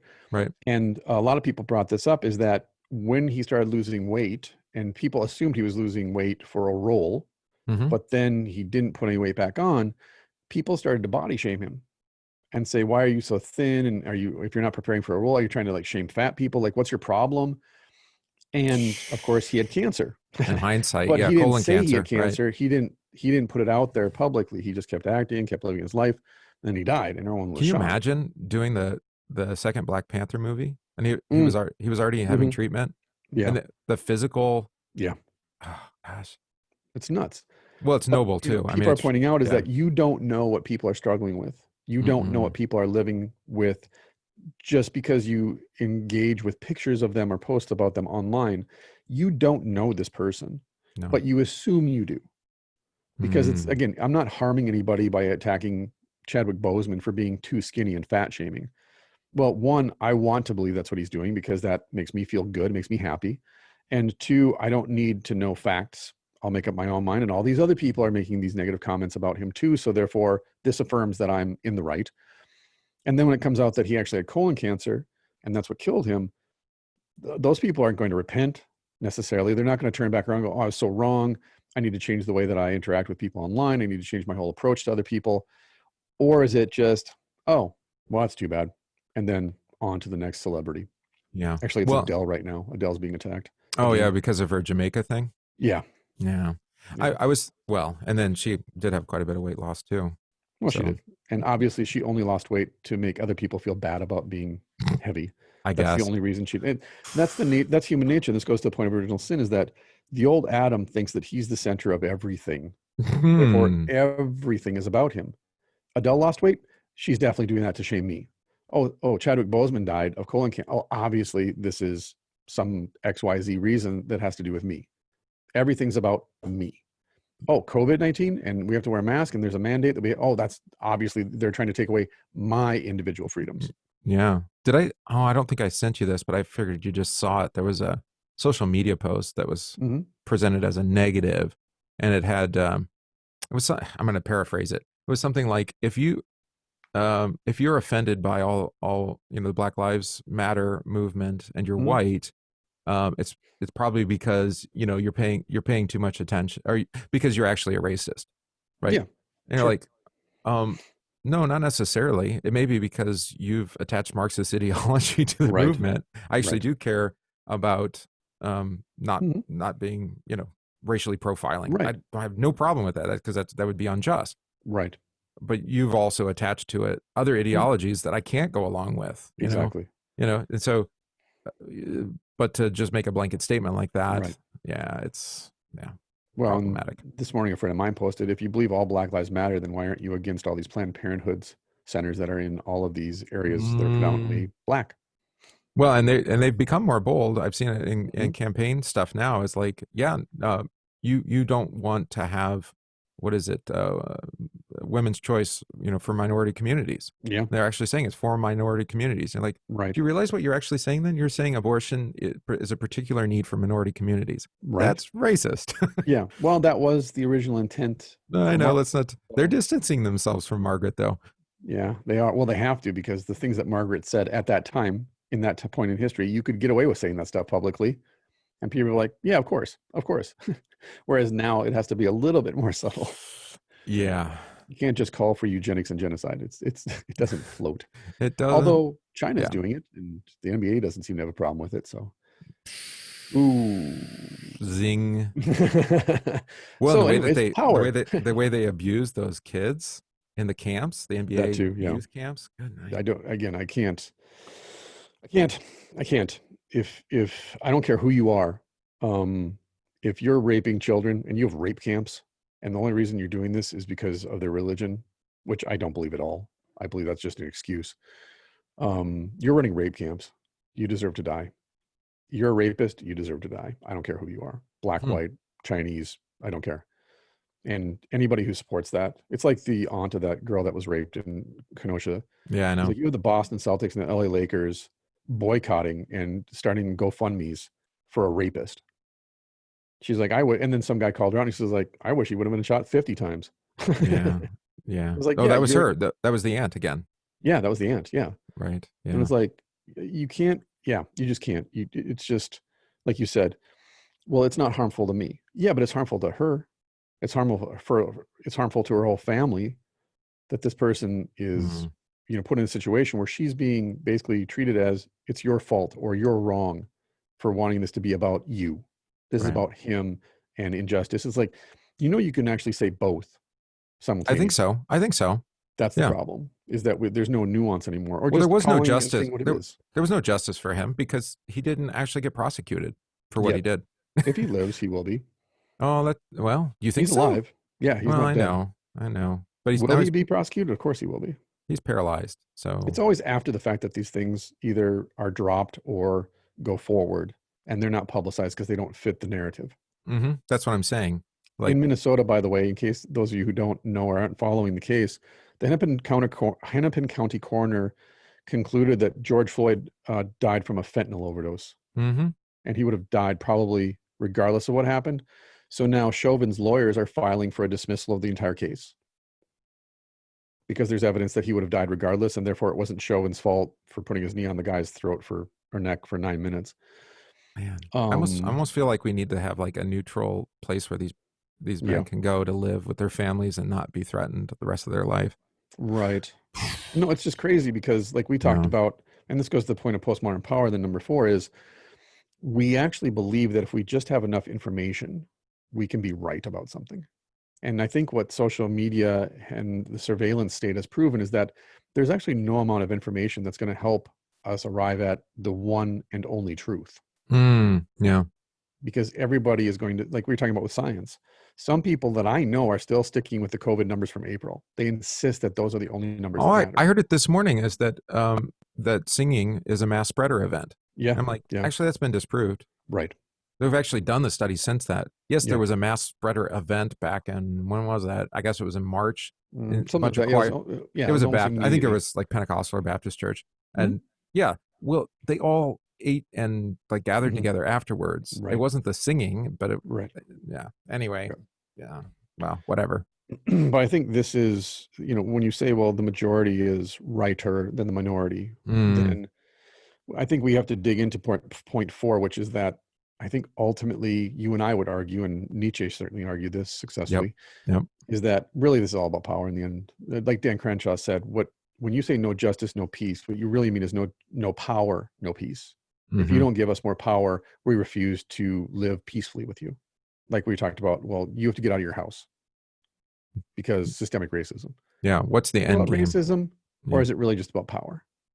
I did find that meme that I was telling you about. Well, actually, it was a tweeter. If you're Right. white and not racist, you will not care about black people calling white people racist right now, because you know that what they're saying does not apply to you.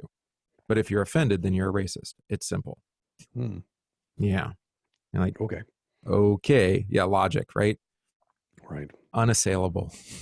Well, they don't teach that anymore either. So What logic? Yeah, right. logic, rhetoric, critical thinking. In fact, Brains. that's some of the first books I bought for my kids for homeschool is how to think critically about math, how to think critically about Oh, literature, nice. how to think Good. critically about economics. And they're companion books. So you read the critical thinking book along with the textbook to learn how to actually think. Because I looked at it if I would have had this in 6th and 7th grade when I was learning math, I wouldn't have had to repeat algebra 3 times. Yeah. Because I'm just not good at math. My brain doesn't work that way. But then looking at this book that helps you think critically about math, I was like, oh man, this would have solved so many problems. But it wasn't there. But my kids get it. So ultimately, when we even say this, right? Knowledge is power. Mm-hmm. Knowledge is power. Well, that's only 50% of it. The other 50% is superior firepower, according to G.I. Joe. So I was thinking wisdom. I mean, knowledge, pure knowledge isn't enough. It's how you use it. exactly, I would agree. Yeah. Yeah, what you use it for. So postmodern power. A just society subverts the power of dominant groups in favor of the oppressed. Sure. Fourth justice theory in some ways is the newest on the scene, though it has an older pedigree. I would actually say it's the oldest on the scene, I would and we just wrapped our politics around it. one, and I think I made the argument. I referenced Charles Taylor's book, at least Yeah. his argument. It's now a 12-year-old argument, is that this is the natural conclusion of the work of the Enlightenment. I would say so. I would think, again, read Cain, read about Nimrod. Right. I Yeah. mean, So this the is, idea that man can overcome nature, yeah, yeah, or overcome evil yeah, is it's going to get to this. It's just all about power then. it is. It's peace through superior firepower. Okay. That's that was a t-shirt that my friend had in the early 80s, peace through superior firepower. Well, it did work, actually. I mean, it was a Cold War. Yeah. It He was a also had a little close. t-shirt that said kill a commie for mommy. It was a little close a few times. Who was that Russian guy that there was the false radar blip and that looked like an ICBM, Oh, right. Yeah, yeah. Who and prevented World War III. Yeah. he had to decide not to fire Hmm. back. Yeah. Like, oh, You're we're talking about that Sean close. Connery, right? Hunt for Red October. No, I'm talking No. about the real life guy. I But know. anyway, I know. it's And true. he We were that close. probably the most important person of the 20th century, and no one remembers his name. Sean Connery. Yeah. Well, that too, but speaking of evil people, sorry folks, but go back and look up some of his statements about rape. Mm, He admitted to it. He even said he did it. He goes, that's just the way it used to be. I'm like, oh, that doesn't make it right, Sean. That doesn't make it right. he Just did like it with saying an sometimes you accent, got to though. slap and punch a woman. You're like, no, Sean, no. What are Oh, you and doing, buddy? that's the origin of all the Saturday Night Live skits, right? The Jeopardy Yeah. bet. Okay. Yes, it is. All right. It is. Yeah. Drawing on the teaching of Karl, again, I know too much. That's the problem when you knowledge isn't power. It's kind of debilitating sometimes. I can't even enjoy a movie anymore. Nope. Drawing on the teaching of Karl Marx, what can be called postmodern critical theory has emerged very recently with its own account of justice, which is sharply different from the others. Because it has taken shape more recently and has come on the scene so forcefully, we will take more time to describe and interact with it. Postmodern critical theory argues, first, the explanation of all unequal outcomes in wealth, well-being, and power is never due to individual actions or to differences in culture or to differences in human abilities, which we actually talked about, Mm-hmm. but only and strictly due to unjust social structures and systems, which kind of comes out of the French Enlightenment, as you noted. Yeah, that's what I said. Yeah. That's kind of what the French Revolution was based on. Right. We have a Kill bad all of the system old white people and everything and will be start fine. and build a new system, which Exactly. ironically ends up having the same flaws as the system you replaced it. So weird. So Yeah, isn't weird. that something? The only way to fix unequal outcomes for the downtrodden is through social policy, never by asking anyone to change their behavior or their culture. In fact, there's a movie you can watch, I think on Amazon Prime right now, called Uncle Tom, about what struggles Black conservatives face in the U.S., especially in more recent memory. I even saw a tweet about this yesterday. It was a Black Republican, and it was called Uncle Tom. Yeah, well, coming out of the RNC. Yeah, that's right. That's right. That's what it was. Yeah, he was a Democrat, actually. Is a Democrat. That showed up. Yeah. Oh, who was the other one that got all the bad press? Daryl Strawberry. Yeah, Daryl Strawberry did. Yeah. Yeah. Crazy. One. But the point is, these are people who stood up and said, the problem in the Black community is that families aren't, there's no nuclear family. 75% of Black families don't have fathers, and they don't have father figures. They don't have mentors, and XYZ reasons. We're promoting the killing of their children. Yeah. Exactly. Yeah. And so the problem isn't personal responsibility and lifting yourself up and doing what's necessary to sacrifice to escape and get out of your situation. It's everybody else. It's everybody else. They're the problem. How many times have we talked about? Yeah, how many times have we talked about individual responsibility? Correct. On this show, it's like you not being able to change other people. Right. Well, and he covers this with the utilitarian, is that it discounts individual integrity. Yeah. The integrity of each creature that God makes. Well, and I think, we can give plenty biblical examples where, take care of your own, like, for example, take care of the log in your eye before you're dealing with your brother's speck. Right. Like, and there's maybe another way of saying that is, recognize, what we have in common. And to do that, you actually have to recognize your own flaws, your own sin, if you want to use a theological term. Otherwise, you can't actually help anyone. You can't actually, show the way out. Because if you deal with your own sin, what's it going to lead you to? God willing, forgiveness, right? Right. To Jesus.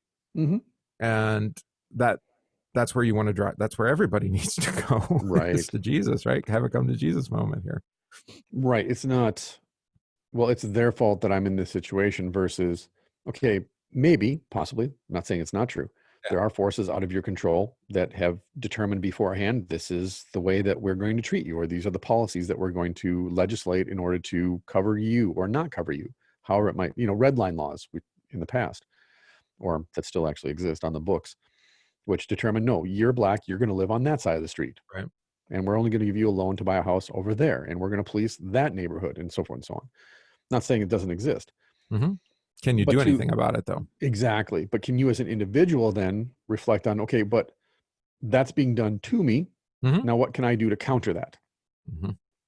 And by never asking anyone to change their behavior or their culture, you're basically saying, well, there's nothing that you can do, but everybody else should change for you. It's everybody else's problem.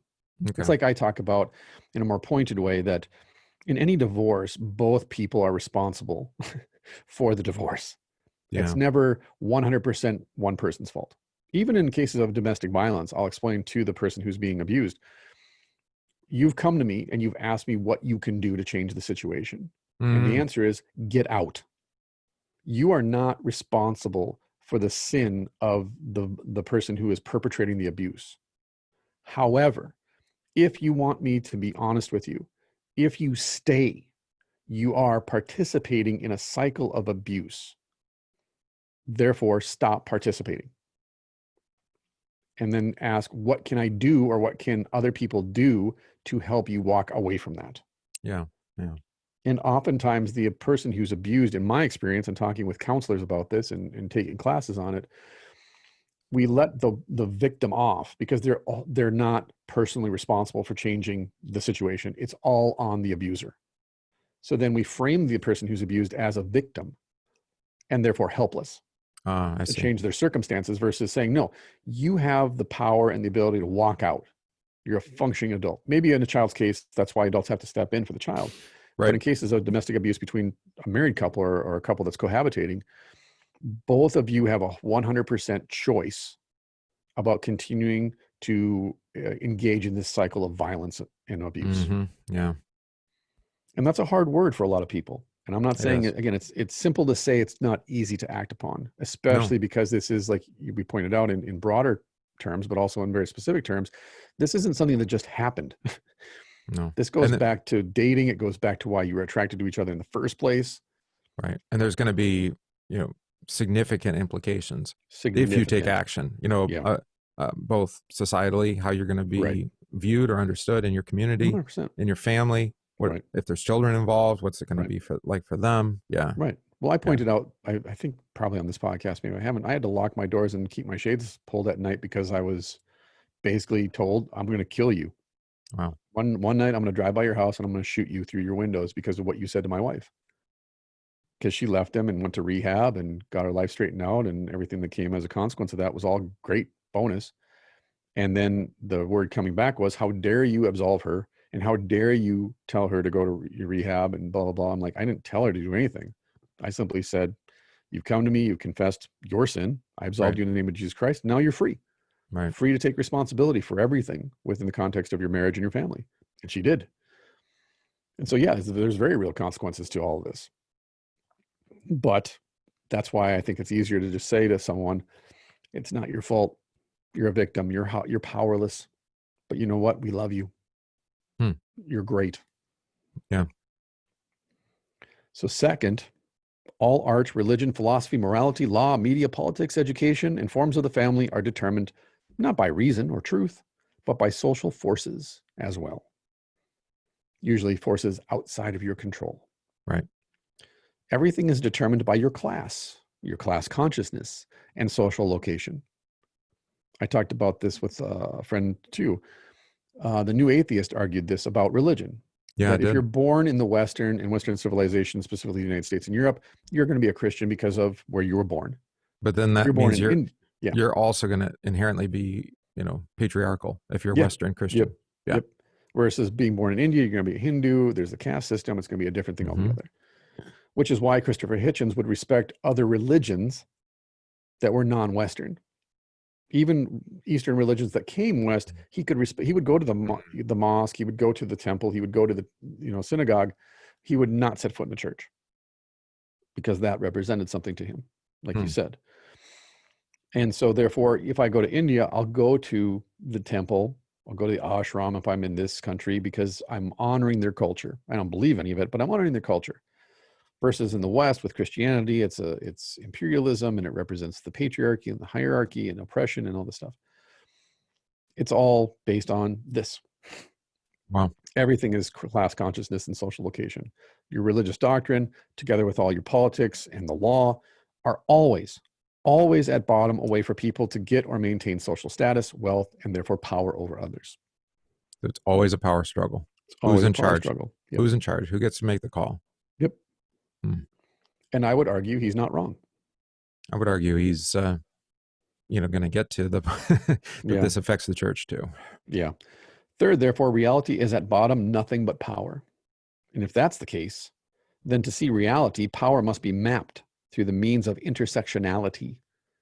The categories are race, gender, sexual orientation, gender identity, and sometimes others. If you're white, male, straight, cisgender, then you have the highest amount of power. Cisgender meaning male or female, by the way. Yeah. Okay. You just identify as a gender. Well, no, as a biological gender. Right. That's what I'm saying. Like, I'm biologically one or the other. There's not 63. And therefore, if you are none of these at all, you are the most marginalized and oppressed. And there are numerous categories in the middle, the squishy middle, as I like to call it. Most importantly, each category toward the powerless end of the spectrum has a greater moral authority and a greater ability to see the way truly things are. Because they're the most oppressed. They know they're most oppressed, therefore they are the most virtuous. This goes actually back to liberation theology. I was going to say, they're not blinded by the system. Right. Or by their whiteness or straightness or whatever. Or their maleness. Yeah, exactly. Uh-huh. Only powerlessness and oppression bring moral high ground and true knowledge, which, as an aside, in liberation theology, generally speaking, those who are oppressed and persecuted are the closest to God because they're like Jesus. They end up being the authority. Yes. Because it doesn't actually matter if you're Christian or not. No. You're still the closest to the kingdom Because you are the closest to Jesus. Hmm. As Jesus was tortured, marginalized, executed, so are you. So back to your example from the ELCA, Yeah, this is why that minority population ended up being the controlling narrative for the yeah, whole church. yeah. Because Even they though it's were, a majority Caucasian. yeah, more majority Caucasian, cisgender, whatever, Yep, to use yep. that term. I think it's Yeah. called white guilt traditionally. Hmm. I suppose. Yeah, which is, as to quote Malcolm X, the most dangerous person to the black man is the white liberal, because they will tell you what's best for you, thinking that they're doing something virtuous for you by victimizing you. Yeah. They're trying not to harm you, but in the in the process, they actually do the most harm. Yeah, Yeah. yeah, because I have power, and therefore I will tell you what's wrong and why you are Power, powerless. power, privilege, wealth, whatever it Yep. is. Yeah. And yet, in the end, I could argue after 5 generations, you're still in the same predicament that you were the first time they told you. Yeah. I know it's not PC to like critique affirmative action, for example, Yeah, or any of those, like quota based systems for workplace or schools. I mean, I know we like the idea, and this is here, that a system, a correct system, is going to yeah, correct injustice. right, But no, actually, it's correct people, right, or people at least striving to. They're not going to do it perfectly, but right. to be virtuous and respectful. And I guess as an aside, because I thought about that as I was saying that, is that because my personal philosophy, not a Mm, political ideology, but my personal philosophy at root is about personal accountability yeah, and responsibility and taking ownership of your decisions and the consequences for those decisions, the things you can control, things I right? can control. Hmm. In the present tense, that makes me conservative politically, or at least Yeah, that's the category that I'm put into, regardless of whether I am or not, because I talk that way and I'm against victim culture and I'm right. against teaching people that they have no agency, as we've talked about a lot. Suddenly that makes me politically one thing to other Hmm. people, regardless of whether I am or not. And it's like that, I think too, is part of the conundrum, is that if you say, I believe in personal accountability, taking responsibility for your own actions, accepting the consequences for those actions, changing yourself over and against trying to change other people, not Hmm. seeing yourself as a victim, but seeing yourselves as someone who is a functional adult with a brain and a body, and you need to make decisions to better yourself and grow as a human being, purely in a philosophical sense. That makes you something politically now to people. It does, because you are implicitly then suggesting that people can transcend their own place or Right. station in life Yeah. by their effort. Yeah. And this viewpoint that we're looking at here, the postmodern viewpoint, is that Hmm. no, there are systems that are in place that Right. prevent, Yeah. absolutely prevent, Yeah. say somebody growing up in Detroit from Hmm. becoming a successful whatever Right. and define success. Well, that's the other Right. problem, right? Yeah. Well, what our standards are so high. I mean, what is it to be successful? It's to be a millionaire, Hmm. I guess. And you're like, no, maybe you could define it a little bit more reasonably, Right. like, Right. to be married and have children and have them grow Right. and love one another and love their Right. community. And Right. does that mean that you're going to be wealthy? No, you probably won't be, actually. It'd Hmm. probably be the opposite of that. Hmm. And are they going to be you know grand and glorious in their successes? Not Right. necessarily. They may be lost to the annals of history. Yeah. And that, from our perspective, at least biblically, that's okay. Yeah. Because what does God say? Well, Jesus himself says, he Mhm. numbered every hair on your head. Right. Your value, is eternal, and it's in Jesus. It's Yeah. not it's not on everything that we construct and do here on this earth. And I think to the point, that's why we go back over and over again in these conversations to that dichotomy Mm, of sin being a sinner in fact, but also then being imputed righteous for Christ's sake. right. That I understand and I vibe with liberation theology to a certain point. I can appreciate it because if I grew up on welfare and food stamps and I grew up abused and I grew up in an alcoholic, drug addicted environment, and then I became an alcoholic and a drug addict as a young adult, Right. but then I'm none of those things now, Hmm. and that was by my own choice and effort. it's easy then to see how God enabled me to Mhm. take personal agency for my decisions. And therefore, that's why so many people, when they get clean and sober, they discover Jesus, or they become, they convert and they become God-fearing believers. Well, it's They either kind that of, or take personal credit for it entirely. or they take personal credit for it. They kind of become their own higher power in a certain Hmm. sense, or the group does, or the sponsor, or whatever it I might be. suppose, yeah, there's that too. There's two sides. But the point is that I can vibe with people who are saying, like, God empowered me to do this, to make these changes. I get that. I get the appeal of that to the old Adam for sure. Especially if you were asking for it, right? Like in a Yeah, prayerful sense. Yeah. absolutely. Hmm. Versus my salvation was entirely God's choosing, and then set free from bondage to guilt and worrying about, well, what's God's attitude toward me? Does God actually want me to be this way? Is it that I'm one of the goats? Like, God just determined when he's like, I'm going to make Donovan, and then I'm going to basically throw him in hell. That he exists so that other people can be good people, but at the end of the day, Donovan's garbage. Hmm. Versus, no, I made you, which therefore means that you have dignity, you have certain worth to me as Yeah. your God, as your creator, In a broad sense, we call in that the image of God, right? in the image of God. Hmm. And yet that's not enough, because, as you pointed out, individual dignity, recognizing that you are a creature of God, stops short of the cross. Hmm. It does. And then the cross basically pulls back the curtain and says, here's the truth. It's all fruit from the Holy Spirit. So individual accolades, individual accomplishments, personal growth, that's all good and well. Yeah.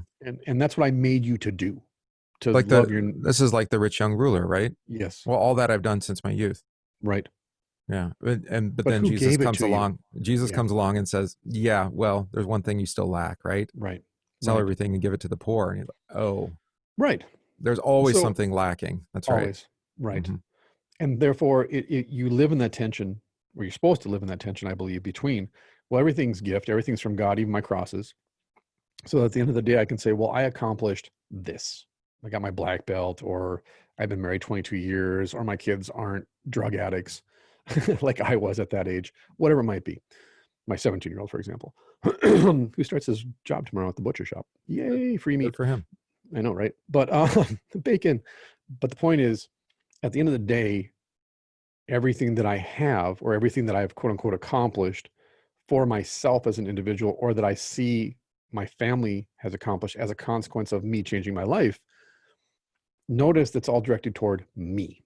Yeah. Versus, yeah, but who is it that gave you the wisdom? Who is it that gave you the strength? Who is it that basically said, hey, I know you enjoy this sin, but I'm going to need you to not do that in order and resist that temptation, so that you can show up for your family or your congregation or your neighbors. Right. So I'm Right. going to separate you from that sin, and you're not going to like it, because I Hmm. know this is pleasurable for you, but I'm going to need you to take this more seriously over here.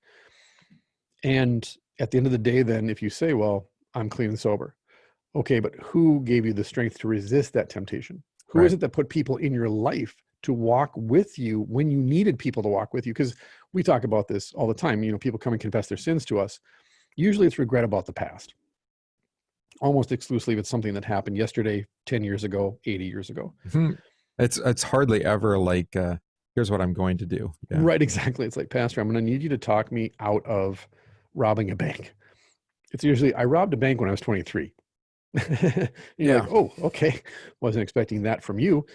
But the point is, then, it's easy to look over your shoulder and regret something that happened in the past and live in the past and say, well, I was a victim, or I was an innocent, I was naive, or yeah, I did this, but I was stupid. Hmm.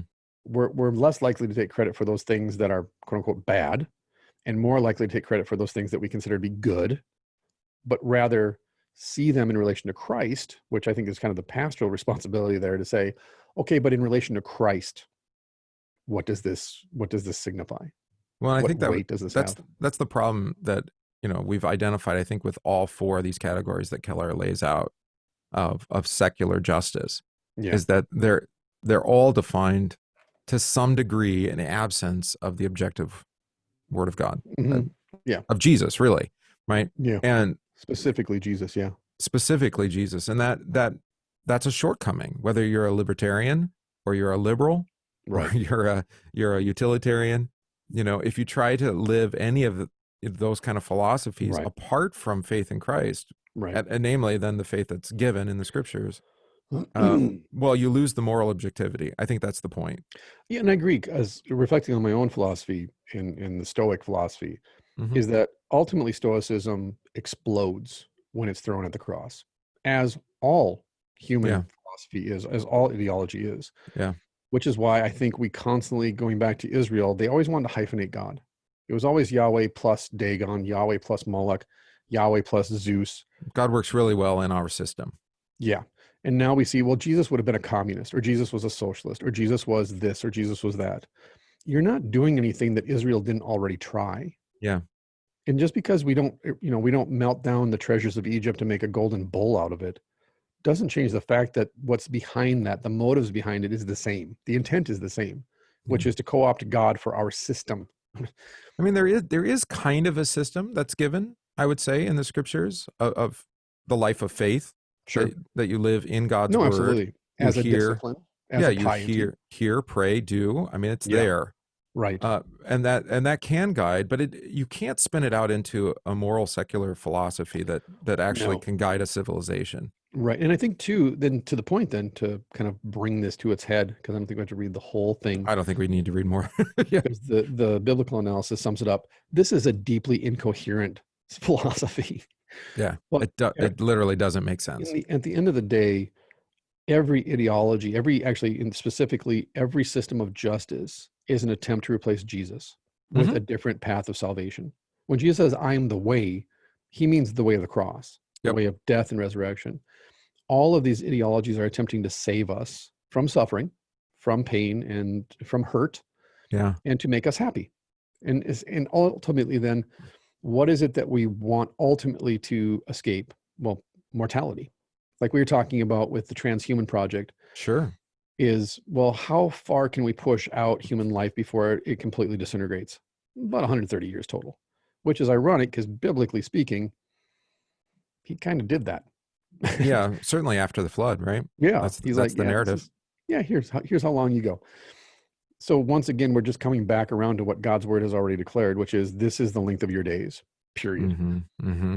Try And try as you might. yeah, so Yeah. you say, well, no, this system of justice. Well, but that didn't work. Okay, well, we'll replace it with this one. Okay, but that didn't work. Okay, well, let's replace it with this one. Everything is just a power play. And like we talked about theologically, it's an attempt to rip Jesus off the cross and to climb up on the cross. Right, because like you said, life is pain. Yeah, That's from Princess Bride. it Um, is.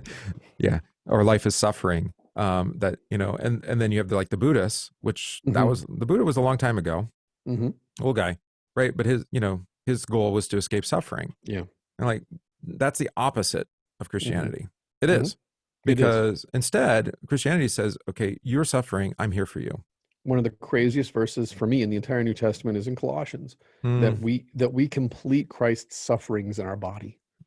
As we suffer with one another, Yeah. even suffer one another, as And we talked suffer. about. But that sentence alone keeps me up at night sometimes, because my brain will just go back to that sentence. And because for me, that sentence is mind boggling. Yeah. It's literally incomprehensible to me when I think about it. There's some things Paul writes, for example, that I go with him and I walk down different avenues of thought and speculation. When I read that sentence, my brain can't really get past the period. I'm just like, what? Yeah. Like, how do you get there Right. And from the scriptures? you're talking about suffering all sorts of things, right? Yeah. Obviously sickness, death, poverty, those Others. obvious.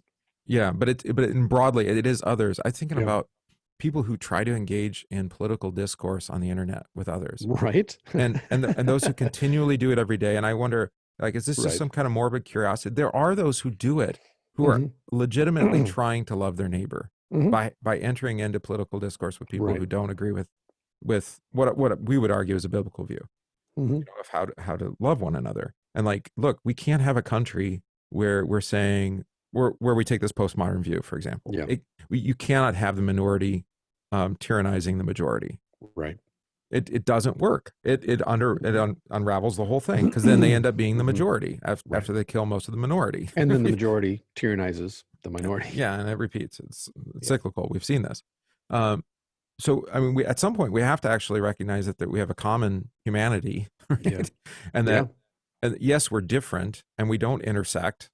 Uh, and so what can we agree upon? Right. You know, and unfortunately, I don't know. I think we've lost enough of any kind of moral compass or even Hmm. commonality that I don't know how recoverable we are. I'm not Right. going to say that, civil war is, you know, we're doomed to that. I think ultimately we are. Hmm. I mean, that is actually prophetic in the scriptural sense, right? Hmm. Is that it'll be nation against nation, Yeah. wars and rumors of wars. Yeah. And that all was fulfilled in the life of even Jesus. We even saw Yeah. this in the life of the apostles. It's continual. It's happening all the Right. time. And Mm. we talked about this at length, whatever, 14 episodes with the Christendom model, right? Yeah. Yeah. Yeah, it actually worked okay, I guess, broadly speaking, for a while. But even then, it ended up eating itself. Well, it was very plasticky. Yeah, It was plastic. It could bend and it could kind of stretch to a certain point, and then it started to break down. But if because you it think, became a power struggle. Yeah, because it became a power struggle, but let's eliminate race, gender, sexual orientation, and gender identity from every conversation that we have currently. we actually should. And I would argue, yeah, absolutely, 100%, we must if we want to live together Hmm. and to not necessarily live in peace, but at least to struggle together toward that more perfect union that the framers talked about. And that we get, as always, we get bogged down in minors, thinking they're the most important thing. But if we're to live in community and that God gives us each our own skills, abilities, strengths, and weaknesses to complement others, Hmm. to basically come together to make a whole, make a body that then is complete in a tetelestai sense in relation to Christ, then all of these things that we focus on are actually undermining that, like termites eating away at the foundation of a house. And like you Yeah, said, it kind of feels like the whole floor is rotten. And as soon as you step on it and your weight bears down on it, it's going to collapse underneath us. yeah. We're actually Because, creating divisions. We're right, we're on driving purpose. wedges. Right. Yeah, That's one of the most frustrating things for me is to watch people actually listen to the mainstream media and not just acknowledge. You do realize that they're purposefully dividing us. yeah. They're some of the most racist people. Sexist, Yeah, power hungry people. Yeah. right. Well, we saw that with the CDC numbers. They're already And trying to argue we're against the not CDC speaking. numbers. Yeah, we're not speaking intentionality. I mean, it may be completely unintentional because they bought into this ideology and they don't Yeah. even recognize what they're doing. It's like Right. Jesus from the cross, right? Well, if they are cognizant of what they're doing, then that's so morally evil Yeah, and so spiritually corrupt that it's unforgivable to a certain extent. right. And maybe that's why I'm trying to give them the benefit of the doubt on that No, they're I'm not ignorant. saying it necessarily some malevolent, backroom plan to divide the nation on purpose and create a civil war. Because in the end, the first people You're that will not be saying that? no, but I do recognize that they keep espousing the same ideologies that have happened before. Yeah. And we all know how that turns out. The media are the first people to get arrested and shot. By the way, So, we should be equal opportunity here. I mean, I see both sides of the aisle, if you want to use that, yeah, language, absolutely. employing the same kind of tactic. No, it's all Uh, apocalyptic. I'm sorry if I wasn't clear on that. The yeah. DNC convention and the RNC convention both employed apocalyptic Hmm. rhetoric Hmm. equally. One was more salvific and the other was more, Yeah, doom and gloom. But yeah, right. But nonetheless, it was still to push you in one direction or the other to say, yeah, you don't understand. If you vote for the other side, this is apocalyptic. That's I, why both sides are arguing this is the most important election in the history of this country. I know. I'm like, seriously, do you think this is actually the most serious? I mean, it may be, and we may find that out later. But how do you know that? You have no Right. You idea. don't. You don't. This may be like, when Taft got elected. You're like, Sure. yeah, that was really significant. I don't Right. even know who he was running And against. and at that time, it probably was for people like when Lincoln got reelected. Oh, sure, yeah. It was apocalyptic because you look at it literally brother against brother in the Civil Hmm. War. Right, right. And so of course people are looking at his reelection and saying to themselves, this is either the best thing that could ever happen or the worst thing that could ever happen to us. It's the end of the Union. It's the end of the United States as it exists. But And they therefore literally were killing each other more well, than they just really like were. one person getting shot. Right. And we'll see what happens. Maybe more people do start getting shot now. Maybe the floodgates have been sprung Yeah. open because, like Fort Sumter, it's a shot. Right. But And then, here's where I think this yeah, Keller article is helpful for me anyway, yeah, is to say, what's happening behind the scenes, what's led to this, how do we right. get to this point, and then because that can actually give you a course correction. You can say, okay, Yes, let's backtrack. What did we lose? What have we lost in our social or political yeah, discourse? And right. can we reclaim that? How do they say it at the DNC? Go high rather than low, which Yeah, ironically I don't think they're actually doing, but um, you know, well, yeah. I mean, what does that actually mean? It's rhetoric, No, I but just had to laugh because yeah, it's like take the high ground. It's like, well, does the that mean high, one person's on their belly and the other one's on their knees? Like, how high are we talking yeah, about here? because the high ground isn't saying we're not going to accept the results of this election no matter what. That's not Right, actually high ground, right. No, because no, the high ground is actually to concede when you lose. right. You Yeah, know, you get choked out, you tap out, right? I mean, right. Yeah, that's that's how what it you do. works. That's how it Otherwise, works. you go to see Jesus. Yeah, that's So yeah, and so back. I hope we So can correct our course. yeah, but so Keller's quick biblical analysis, and I won't read every paragraph because for some reason he saved the last part for the longest part, which I get it. It's the most contemporaneous. But Hmm. first, postmodernism, the kind of justice equals power model, it's deeply incoherent. Because if all truth claims and justice agendas are socially constructed to maintain power, then why aren't the claims and agendas of the adherents of this view subject to the same critique? Yeah, who gets to be the oppressed and who's the oppressor? Right. Right. It's all about power. No power, no peace. Two, it's far too simplistic. The postmodern view of justice follows Rousseau and Marx, who saw human beings as inherently good or blank slates. So then any evil that is in us, that actually was instilled in us by society, by systems and forces. Not actually inherent to our nature. No, so poverty, crime, violence, abuse, this is all because of the system. It's not We're, you, it's the system. so the man's keeping me down. The Got it. man's keeping me down, the white devil. God, I've always loved that term, white devil. I always wanted him to have a band named White Devil. Just, I don't know, just A to little on the appease. nose, don't you think? Yeah, yeah, right. Third, it undermines our common humanity. Hmm. Biblically, we are primarily individuals before God, made in his image, and secondarily members of a race nationality. I would argue that's a result of the fall, actually. Hmm. Would you? Race, What? nationality, boundaries, borders like that? Well, I mean, you see it pretty quickly happening with Cain and Abel, and then Right, exactly. thereafter, I'm saying like the result of the fall seems to be like, okay, this is my turf right? and I'm going to kill you to protect it. Well, and even the goal. I mean, if you want to see Marxism in the Bible, I suppose you go to the Tower of Babel. Sure. You know, Hmm. it's just like we can all get together and we can agree, and we're going to overcome God and destroy. And be ourselves. Right. We're going to define what it means to be human, right? Sure.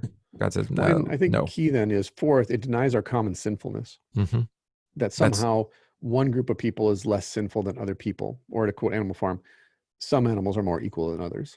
yeah, right, right. And we see this in church all the time, right? Some sinners are less sinful than others. Well, and we've talked about this. It's like, what's the purpose of the third use of the law, right? Sure. We define the law, as a curb. That's kind of the civil use, right? And Hmm. then the mirror, which is the primary use to show you your sin. Theological use, yeah. But there is the use that the new man in Christ curbs the old Adam, right? Yeah. Yeah. Not curbs, what restrains. Yeah.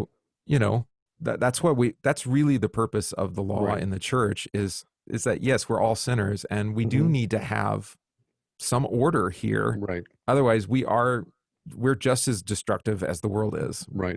We'll And eat even in our own. our Lutheran confessions, the language of participation is there, that the new Hmm. man in Christ participates in the death of the old Adam. Yeah, How? yeah. Through daily repentance and contrition. Literally puts them under the water every day. Yeah, Right. yeah.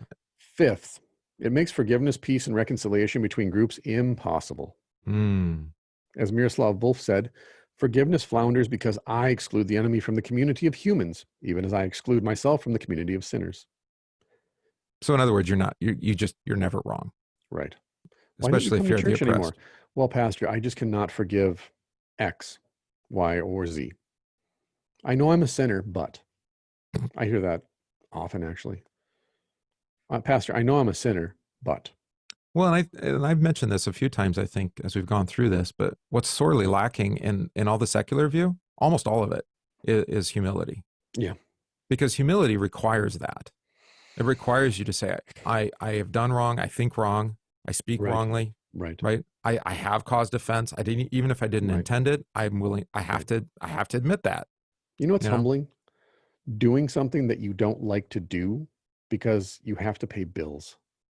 It's humbling. It's humbling to get up before the sun comes up and have to go work and do something that you don't want to do for people that you don't want to work for, but it's the job that you have right now and you got to do it because you got to pay the bills. It's humbling. Well, and so the corollary then is without humility, you want, well, it's pride, right? Is the Yeah. opposite, and Yeah. pride seeks to live independently of Right. anyone else, Right. which is naive, right? You Right. can't live independent of really of everything around you. You're always dependent. The way it was defined for me is despair or hopelessness sucks everything into itself. It's like a vacuum, whereas pride grabs and takes everything for itself. Despair is saying, don't look at me. I'm horrible. Come look at me. Pride is saying, look at me. I'm awesome. It's two sides of the same coin because its objective is the same, which is to draw all things to itself. Right.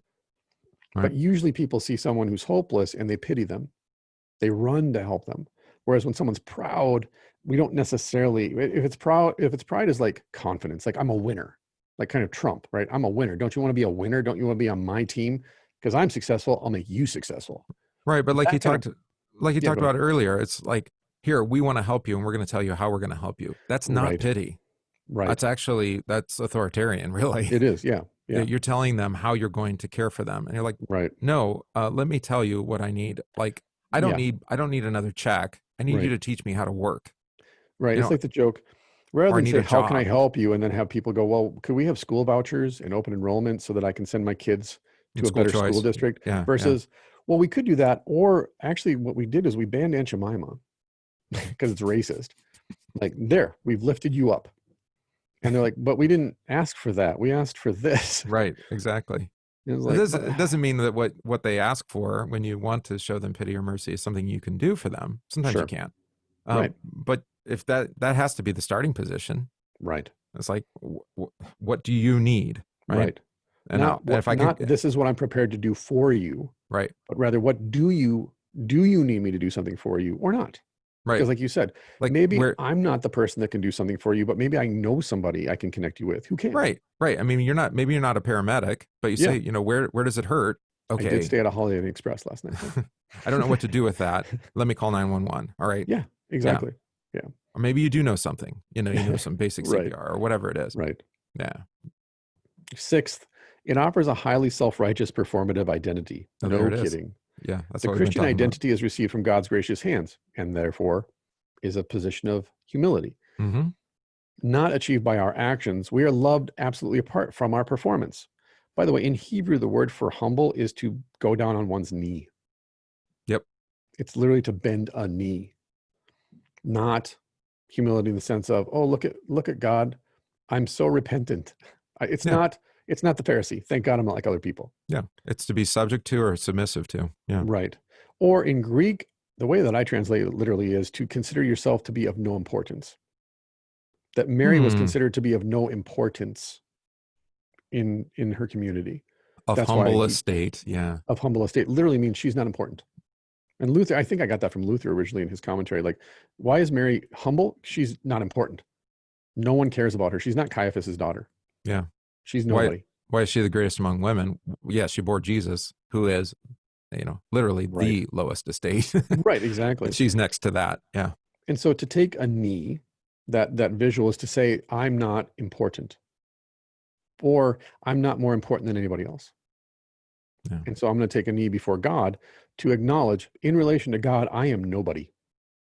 Who are you that you would consider me, in the words of the psalmist? Yeah, and he does that all that reversal language, right? And Yeah. you get this in the New Testament, take the lowest seat that you may be, Yeah. brought to the higher seat. Right. Rather than start with the highest seat like the Pharisees do. Right. And then they're humbled. Yeah. When you have done everything that is asked of you or everything you can, what are you to say? I am an unworthy servant. Yeah.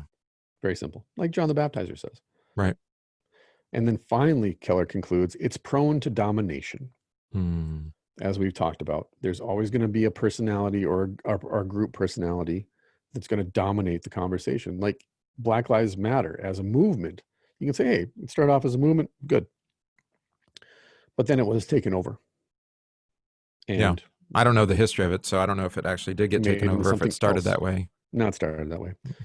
It started that way. But I think a lot of people jumped on board and treated it. So I should actually make a distinction here. Mm-hmm. The organization started off from its very roots. The founders are Marxist. You can go Right. see pictures of them with Venezuelan dictator. Yeah, I know. Chavez. Was it Chavez they took pictures with, or Maduro? No, yeah. Whoever it was. Point is, people jumped on board Black Lives Matter as a movement, thinking this is a good thing. Because of the slogan. Because of the slogan. And then some people, all of a sudden, within the context of that movement, said, hey, I noticed on your website this rhetoric. It seems kind of Marxist. And I thought this wasn't a political movement, but I noticed that all of your donations go to Act Blue, which is run by the DNC. Like, what's up with that? Whereas others choose to willfully ignore those things and say, no, it's good because reasons. But yet it's still dominated, as you noted, it's dominated by a particular ideology, which was advanced by a very small group of like 3 or 4 people. Right. And then it grew from there. And so maybe on the masses don't comprehend what they're useful idiots, actually, to quote the language of Marxism. They're useful idiots. They're being used. And so they think what they're doing, or they believe what they're doing is righteous and it's a good cause, but yet they're being manipulated for a particular ideological direction. And again, point. and we're not going to read the critiques of this document from Keller, but there's plenty of critiques of it. I don't think everybody agrees quite with how he broke things down. No, and there's actually several essays or blogs online that critique this. Yeah, you can find those, but the point is that and you need to do his politics. I think you do need to do some of this work to recognize, okay, what's actually behind, especially when it comes to like a rally or a political movement. Sure. What came you to the point where got you to the point where you want to, do Murder initially somebody? just protest, but violent riots, right? Yeah. And justify that. I mean, go read, if you want to see where this has gone, just read the thing I linked in the show notes, the one author's argument in defense of looting. Yeah. I mean, it's Orwellian in the strongest sense. Yeah. Like, do you even hear what you're saying, and the lack of coherence in the argument? It doesn't even matter. Yeah. It doesn't even matter. And then the naivete of it is to say, wait a minute, we've tried this before multiple times. Yeah. We have a 20th century, if you need a historical record of what this actually ends up looking like. It's never worked. Right. And it can't work because and the it's argument naive. that they didn't do it right is so childish and juvenile. Well, and I think, again, the reason why that we can make that argument is that we're coming from both an understanding of humanity and morality. Right.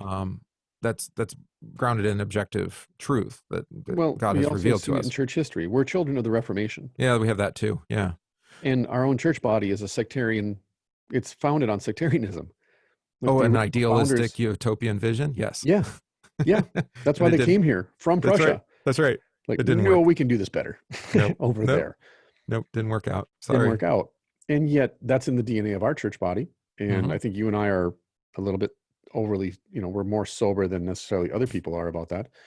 But I think that's, when we were at Cape, and maybe that's what we'll do is go back to Cape and kind of go back to that conversation even. And because these have been primarily political. And I think for us anyways, like you said, it's a conversation that we want to have for ourselves to basically revisit this stuff. And we don't know, like the next 50 days, how rough is it going to get? Really rough. Are we? Well, I think we Let's be honest. I think we expect that we're going to have at least some members, if not a large number of people, say, "What is going on? Right? How do I understand this? How do I respond to this? What's appropriate? Right. Do I sign the recall it started governor here petition?" First,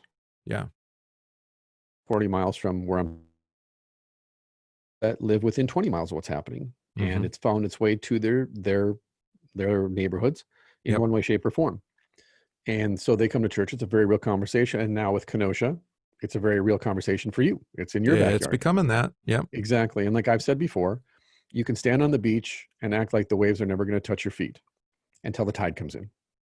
And it always comes in. And it's going to affect you one way or the other. And as a consequence, you can pretend that it's not going to reach you. It's going to. It already has. Maybe in the abstract right now, but at some point it's going to be real. Well, And I maybe mean, it's don't in the ignore next. the fact these are our elected leaders that are talking Right. this way. Yeah. Yeah. Yeah. So, yeah. And like you said, your governor, they're trying to recall him. They've been trying to recall my governor since like May. Never going to happen. I mean, I think you can make an argument for not recalling him and just let him just whatever. I mean, he's just going to make his own grave one Hang way or another. himself by his own Yeah. petard. Yeah. Yeah. Yeah.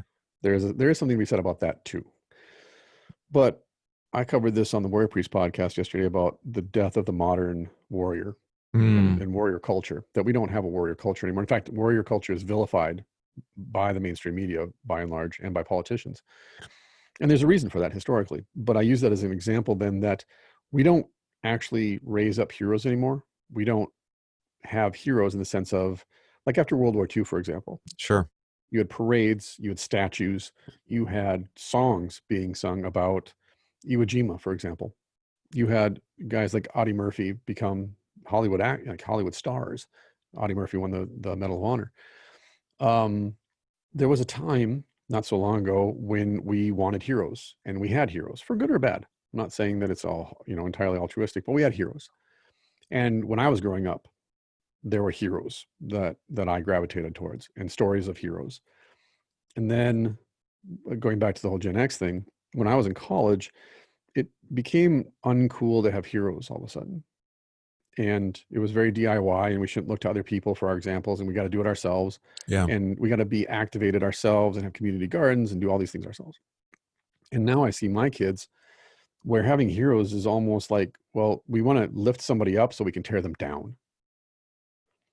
And yet I've kind of rediscovered in the last 5 years how important it is to have heroes and to embrace people that are good.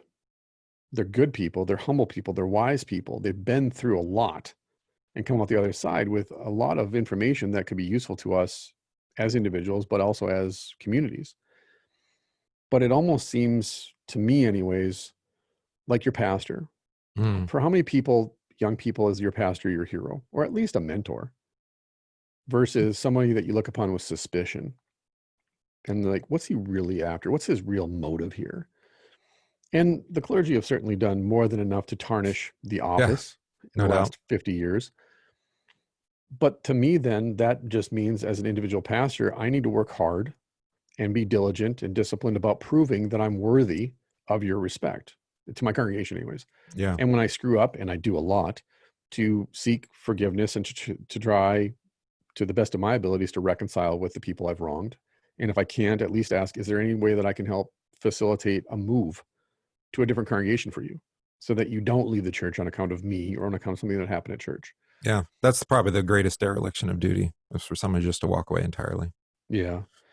But I see just popularly, I mean, who are our heroes Mm, in our culture? I mean, you and I can say that because we've sought them out, but yet I think we're kind of in the minority in that case, because a lot of the people that I would say are examples to me of how to act or how to behave or how to conduct myself are still alive.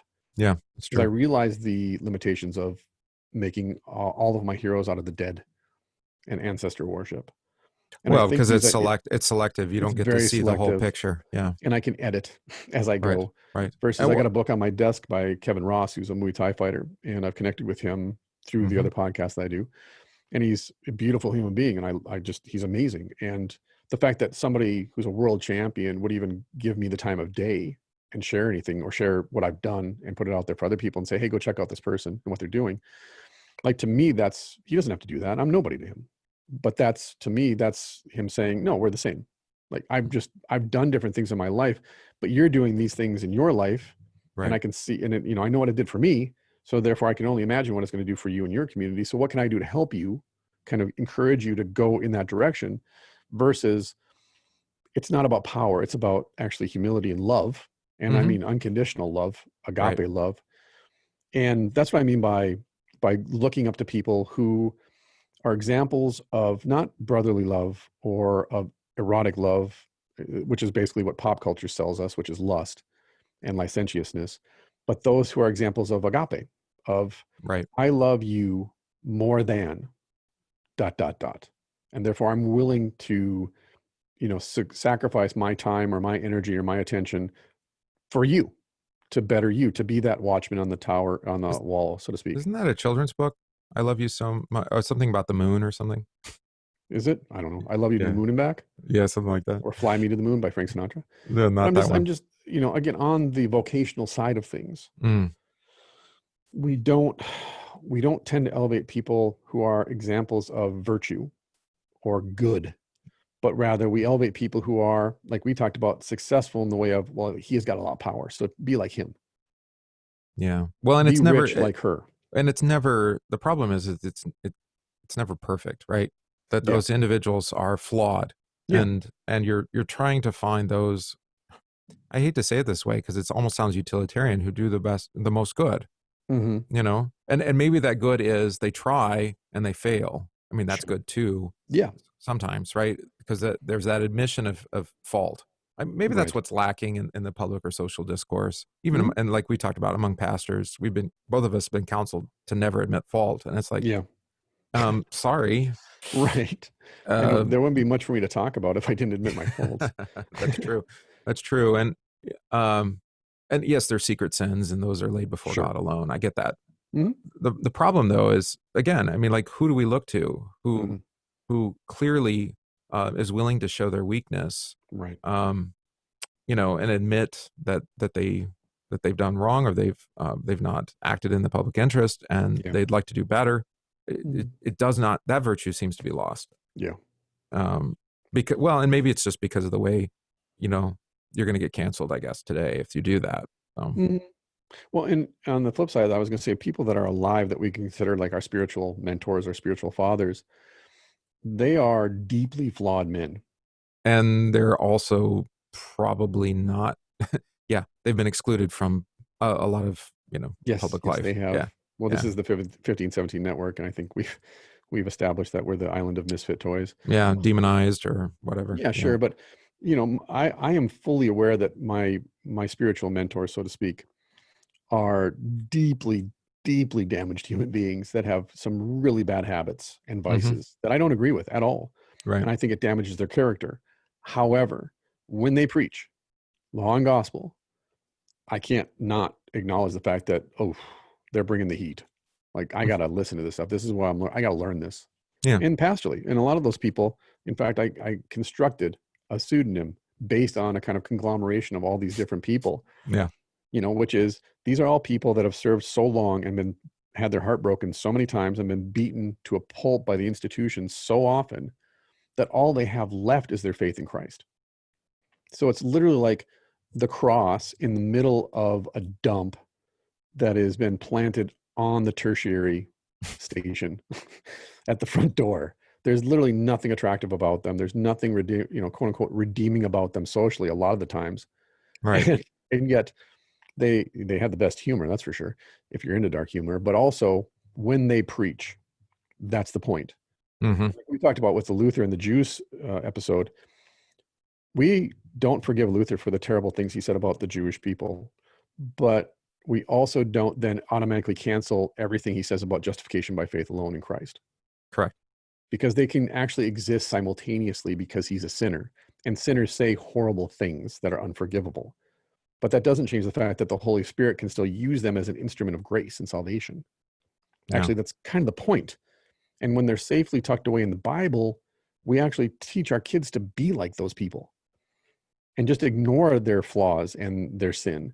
But then when it comes to actual fact, we turn our nose up at those people and say, ugh, whatever you do, don't turn out like him.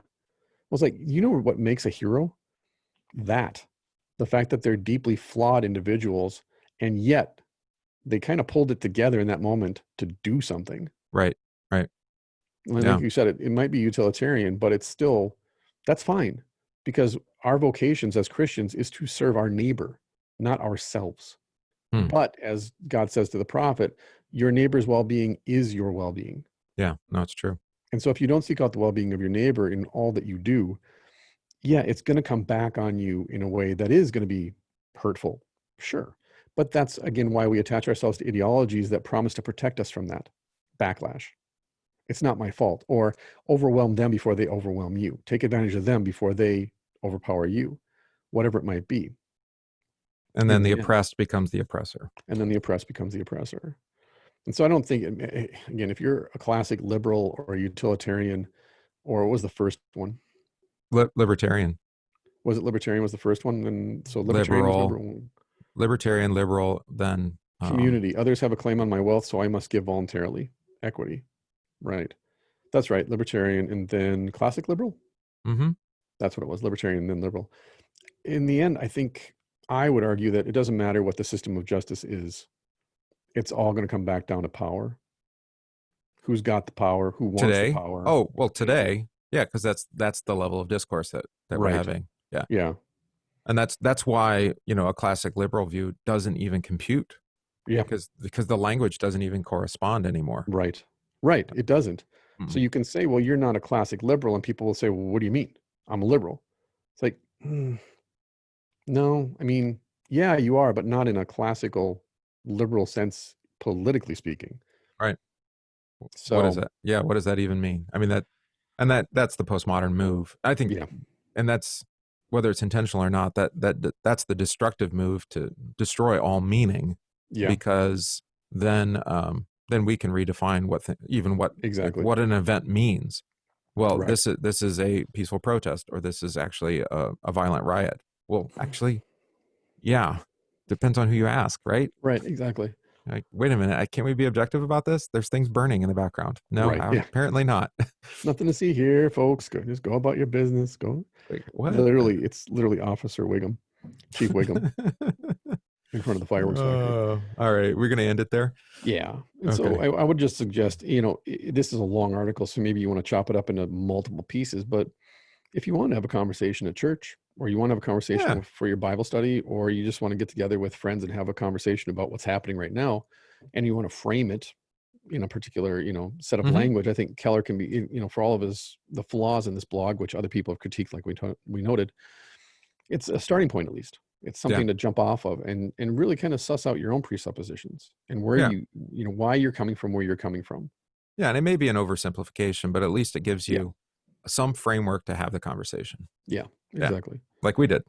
Yeah. And then just ask, theologically, does this actually carry any water? Yeah. And if not, am I willing to change? And I don't think we had a lot of critique of that. So no, because I think, like you just noted, it's accepting that it's an overview. Yeah. It's weak on Jesus. Really weak. Yeah. And the sacraments. So I'll post one critique, because since we keep referring to this is from Libertarian Christian Institute. There you go. So they're going to critique the libertarian view, I assume. There you go. I like it. All right. Otherwise, we are done for a while. That's a lot of episodes. So, well, for a week anyway. For a week, we'll just keep dropping them, like just keep dropping them. Yeah. But we'll come back with a brand new episode. We'll talk about some stuff. It'll be good. Something provocative, maybe, aging, or boring, maybe. Or just and tedious. Boring and tedious. That's right. If nothing else, we promise to be boring and tedious. The twin-headed monster. So thank you for everything that you do to support the podcast. Thanks for everything you do to support 1517. And as always, we truly appreciate all that you do, and we thank you for it. And we'll talk to you again soon. Peace.